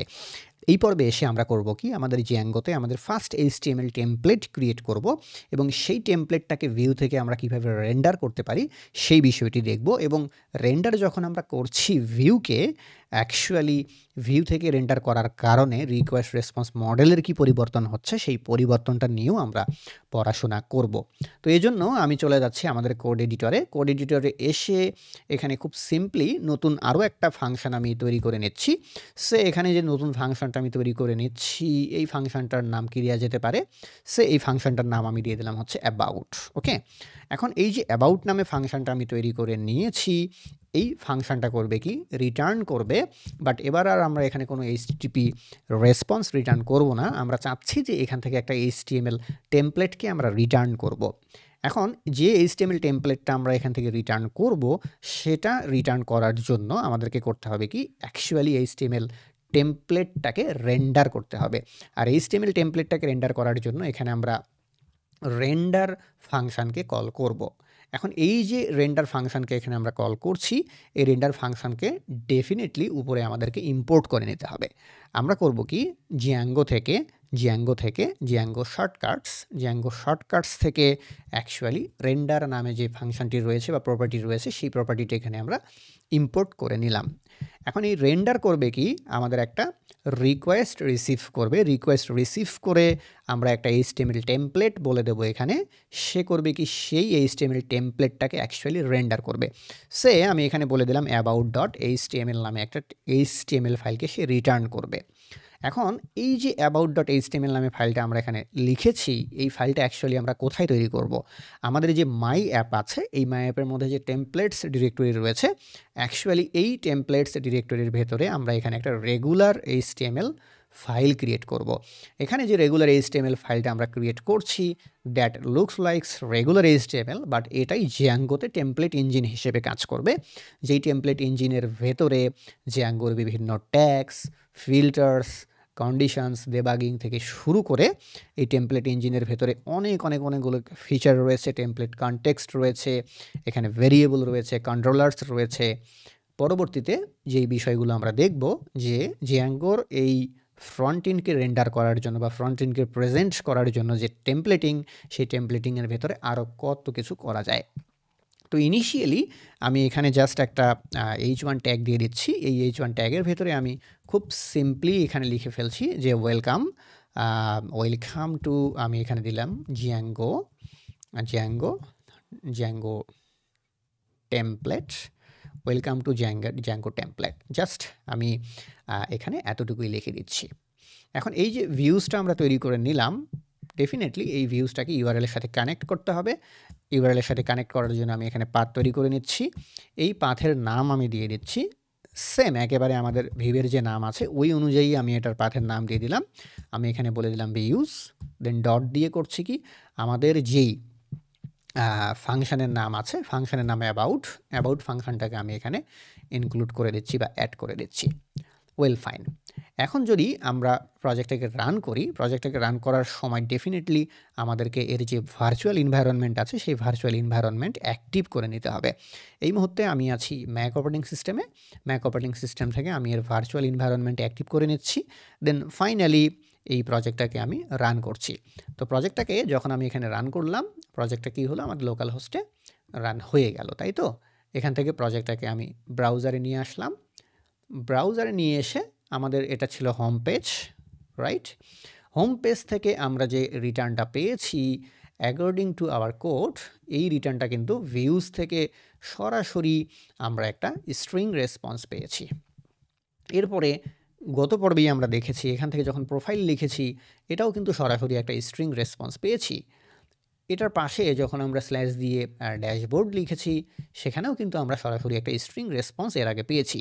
বাট এবার যখন আমরা অ্যাবাউট সেখানে যখন হিট করছি তখন সরাসরি কিন্তু কোনো স্ট্রিং রেসপন্স আমরা এখান থেকে পাচ্ছি না, বরং এখানে আমাদের যে রেন্ডার ফাংশন রয়েছে এই রেন্ডার ফাংশন করছে কি, আমাদের রিকোয়েস্টটাকে রিসিভ করে আমরা ঠিক যেই HTML টেমপ্লেটটার কথা বলে দিয়েছি, জ্যাঙ্গো করবে কি, এই HTML টেমপ্লেটটাকে রেন্ডার করে অ্যাকচুয়ালি যে ভিউটা পাওয়া যায় সেই ভিউটা বা যে প্রেজেন্টেশনটা পাওয়া যায় সেইটা ব্রাউজারে নিয়ে এসে সে শো করবে। দ্যাটস ওয়াই আমি যখন অ্যাবাউটে গিয়ে প্রেস করছি, খেয়াল করে দেখেন welcome to Zango template, actually আমাদের এই HTML ফাইলটাই জ্যাঙ্গো করেছে কি, সার্ভার সাইড রেন্ডারিং করে আমাদের ব্রাউজারে নিয়ে এসে শো করিয়েছে। তো জ্যাঙ্গো যেহেতু এটাকে সার্ভার সাইড রেন্ডারিং করিয়ে আমাদের ব্রাউজারে নিয়ে এসে শো করিয়েছে, দ্যাটস ওয়াই এই পুরো HTML কোডটাই কিন্তু আমরা এখানে যদি ভিউ পেজ সোর্স করি তাহলে দেখতে পারবো। ভিউ পেজ সোর্স করার পরে খেয়াল করে দেখুন এখানে HTML ফাইলের ভেতরে যা যা লিখেছিলাম আমরা সবগুলোই দেখতে পাচ্ছি। তো যেহেতু Zango template server side rendering হয়ে আসে, দ্যাটস ওয়াই আমরা জ্যাঙ্গোতে খুব ইজিলি আমাদের ফ্রন্ট এন্ডকে যেরকম ম্যানেজ করতে পারি সেরকম এখানে SEO প্রপার্টি থেকে শুরু করে ফেসবুক ট্যাগ, মেটা ট্যাগ, গুগলের ট্যাগ, মেটা ট্যাগ, ডেসক্রিপশন সবগুলো সুন্দরভাবে এখানে আমরা ম্যানেজ করতে পারি। এছাড়া জ্যাঙ্গোর যে টেমপ্লেট ইঞ্জিন, এই টেমপ্লেট ইঞ্জিনের ভেতরে যে ফিচার্সগুলো রয়েছে সেই ফিচার্সগুলো একটা full stack web application develop করার জন্য আমি বলবো একটা কমপ্লিট সলিউশন। এটা ব্যবহার করে আমরা একটা ফুল স্ট্যাক ওয়েব অ্যাপ্লিকেশন খুব সুন্দরভাবে ডেভেলপ করে ফেলতে পারি।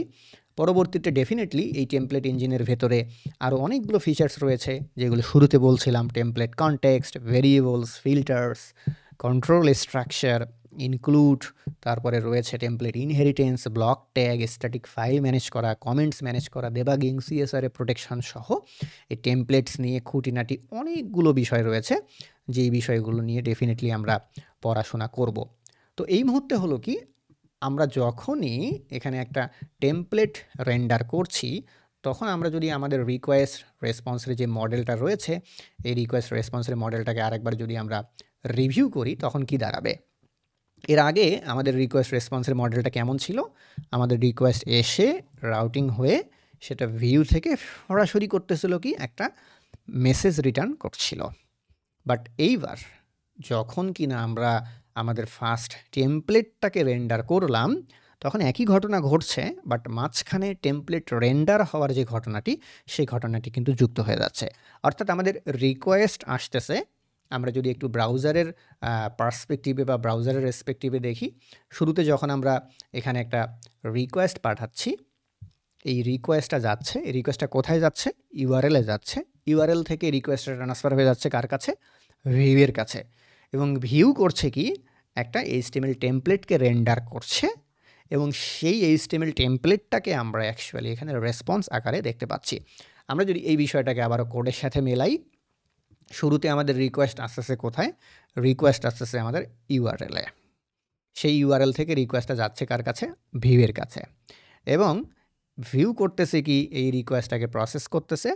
ভিউ রিকোয়েস্টটাকে প্রসেস করার পরে সে এই প্রসেসিংয়ের লেয়ারে এর আগে সরাসরি একটা স্ট্রিং রিটার্ন করে দিয়ে দিত, বাট এখানে সে সরাসরি কোনো স্ট্রিং রিটার্ন করছে না। এবার সে রেন্ডার ফাংশনের মাধ্যমে আমরা about.html নামের টেমপ্লেটের ভেতরে যে HTML ফাইলটা রেখেছি, সেই HTML ফাইলটাকে অ্যাকচুয়ালি সে করতেছে কি রেন্ডার করতেছে এবং সেই রেন্ডারিং আউটপুটটাই আমরা রেসপন্সে দেখতে পাচ্ছি। অর্থাৎ এর আগেও রিকোয়েস্ট রেসপন্সেই জ্যাঙ্গো কাজ করেছে, এখনও রিকোয়েস্ট রেসপন্সেই জ্যাঙ্গো ঠিকঠাক কাজ করছে, বাট সে এবার রেসপন্সটা সরাসরি ভিউ থেকে না দিয়ে একটা HTML টেমপ্লেটকে রেন্ডার করে আমাদেরকে দিয়ে দিচ্ছে। তো আশা করি আপনারা আপনাদের ফার্স্ট HTML টেমপ্লেট তৈরি করতে পারবেন এবং সেটাকে রেন্ডার করতে পারবেন। ধন্যবাদ সবাইকে।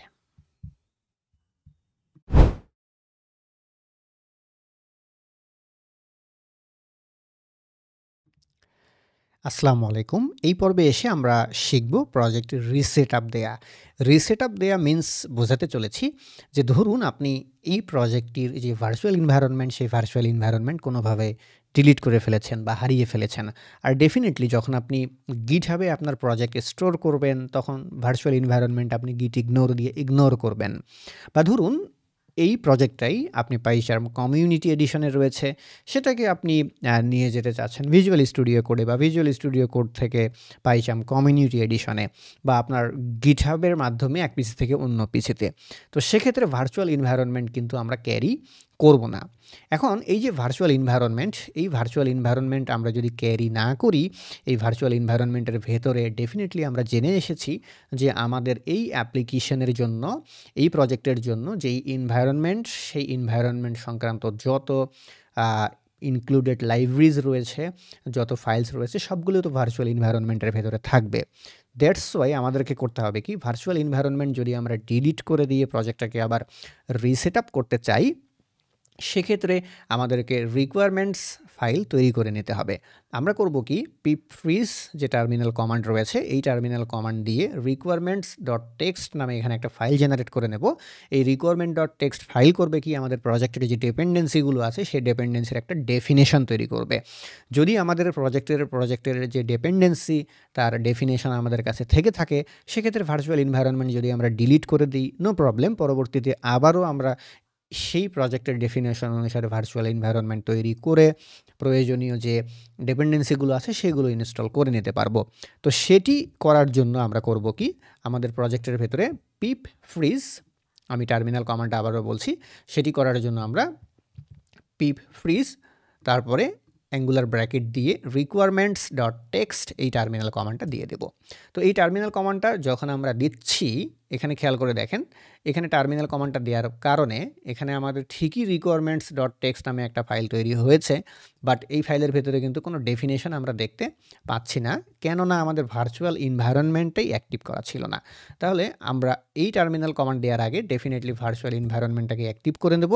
ভার্চুয়াল এনভায়রনমেন্ট অ্যাক্টিভ করে নেওয়ার পরে ওই ভার্চুয়াল এনভায়রনমেন্টের মধ্যে যত লাইব্রেরি ডেফিনেশন আছে, আমরা পিপ ফ্রিজ টার্মিনাল কমান্ড দিয়ে দিলে যে requirements.txt ফাইলটা তৈরি হচ্ছে, খেয়াল করে দেখেন এই requirement.txt ফাইলের ভেতরে আমাদের এই অ্যাপ্লিকেশনের ভেতরে যতগুলো ডিপেন্ডেন্সি রয়েছে সেই ডিপেন্ডেন্সির ডেফিনেশনগুলো এসে জড়ো হয়ে গেল। তো এবার যদি আমরা এই ভার্চুয়াল এনভায়রনমেন্টসে ডিলিট করে দিলাম আমাদের পিসি থেকে, অথবা গিট ইগনোর করে আমরা প্রজেক্টটাকে গিটহাবে হোস্ট করলাম, অথবা ধরুন আমাদের এই প্রজেক্টটাকে আর পাইচার্ম কমিউনিটি এডিশনে আমরা কন্টিনিউ করতে চাচ্ছি না, আমরা এই প্রজেক্টটাকে আমরা ভিজুয়াল স্টুডিও কোডে কন্টিনিউ করব। তো এই সেম প্রজেক্টটাকে আমি ভিজুয়াল স্টুডিও কোড দিয়ে এবার ওপেন করছি। এখন ভিজুয়াল স্টুডিও কোডে যখন সেম প্রজেক্টটাকে আমি ওপেন করব, তখন ডেফিনেটলি এই প্রজেক্টের সব ফাইলই পাবো, বাট ভার্চুয়াল এনভায়রনমেন্ট পাবো না।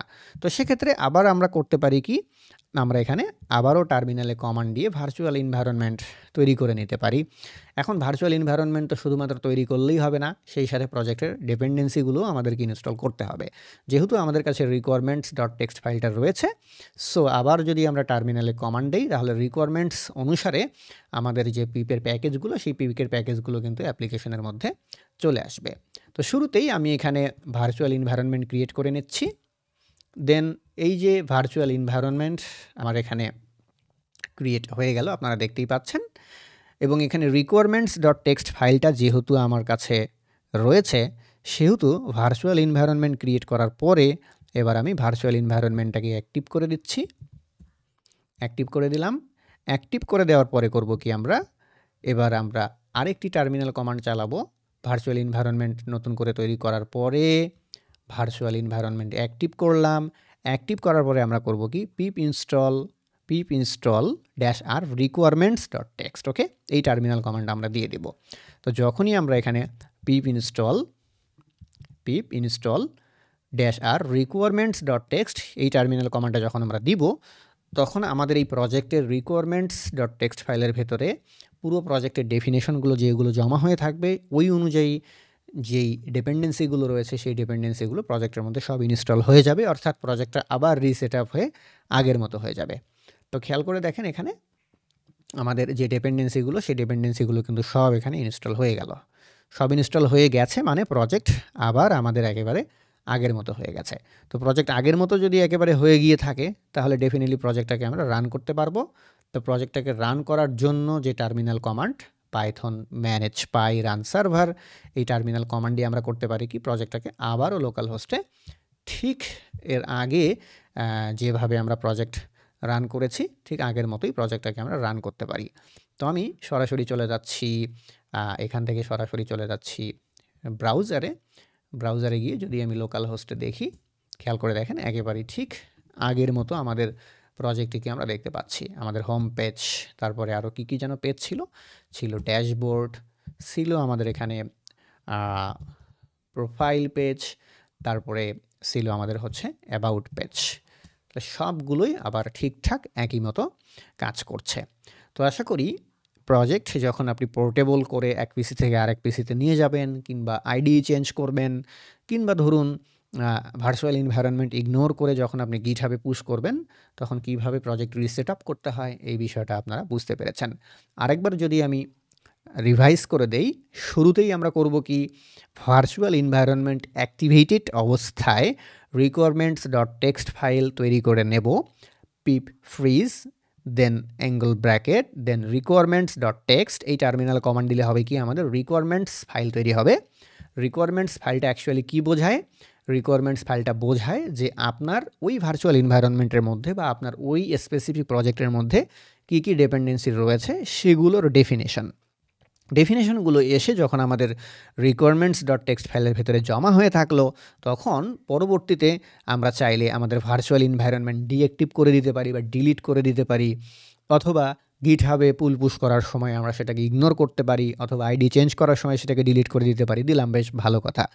কিন্তু যেহেতু রিকোয়ারমেন্টস ডট টেক্সট ফাইলটা আমাদের কাছে আছে, সেহেতু আবারও পাইথনে আমরা ভার্চুয়াল এনভায়রনমেন্ট ক্রিয়েট করে নিয়ে ঠিক ওই রিকোয়ারমেন্টস অনুসারে আমরা করতে পারি কি, ভার্চুয়াল এনভায়রনমেন্ট অ্যাক্টিভেট করার পরে আমরা যদি pip install -r requirements dot text দেই, তাহলে রিকোয়ারমেন্টস ডট টেক্সট ফাইলের ভেতরে যে ডিপেন্ডেন্সিগুলোর ডেফিনেশন রয়েছে সেই অনুসারে আমাদের জ্যাঙ্গো প্রজেক্টে ডিপেন্ডেন্সিগুলো ইনস্টল হয়ে যাবে। অর্থাৎ সব কিছু রেডি হয়ে গেলে পুনরায় আগের মতো আবার আমরা আমাদের যে জ্যাঙ্গো প্রজেক্ট, এই Zango প্রজেক্টকে Python manage py dot run server যে টার্মিনাল কমান্ড রয়েছে সেই টার্মিনাল কমান্ড দিয়ে রান করতে পারি। তো আশা করি প্রজেক্ট রিসেট আপ করার যে বিষয়টি, এই বিষয়টি শুরু থেকেই অত্যন্ত জরুরি, বিষয়টি বুঝতে পেরেছেন। ধন্যবাদ সবাইকে।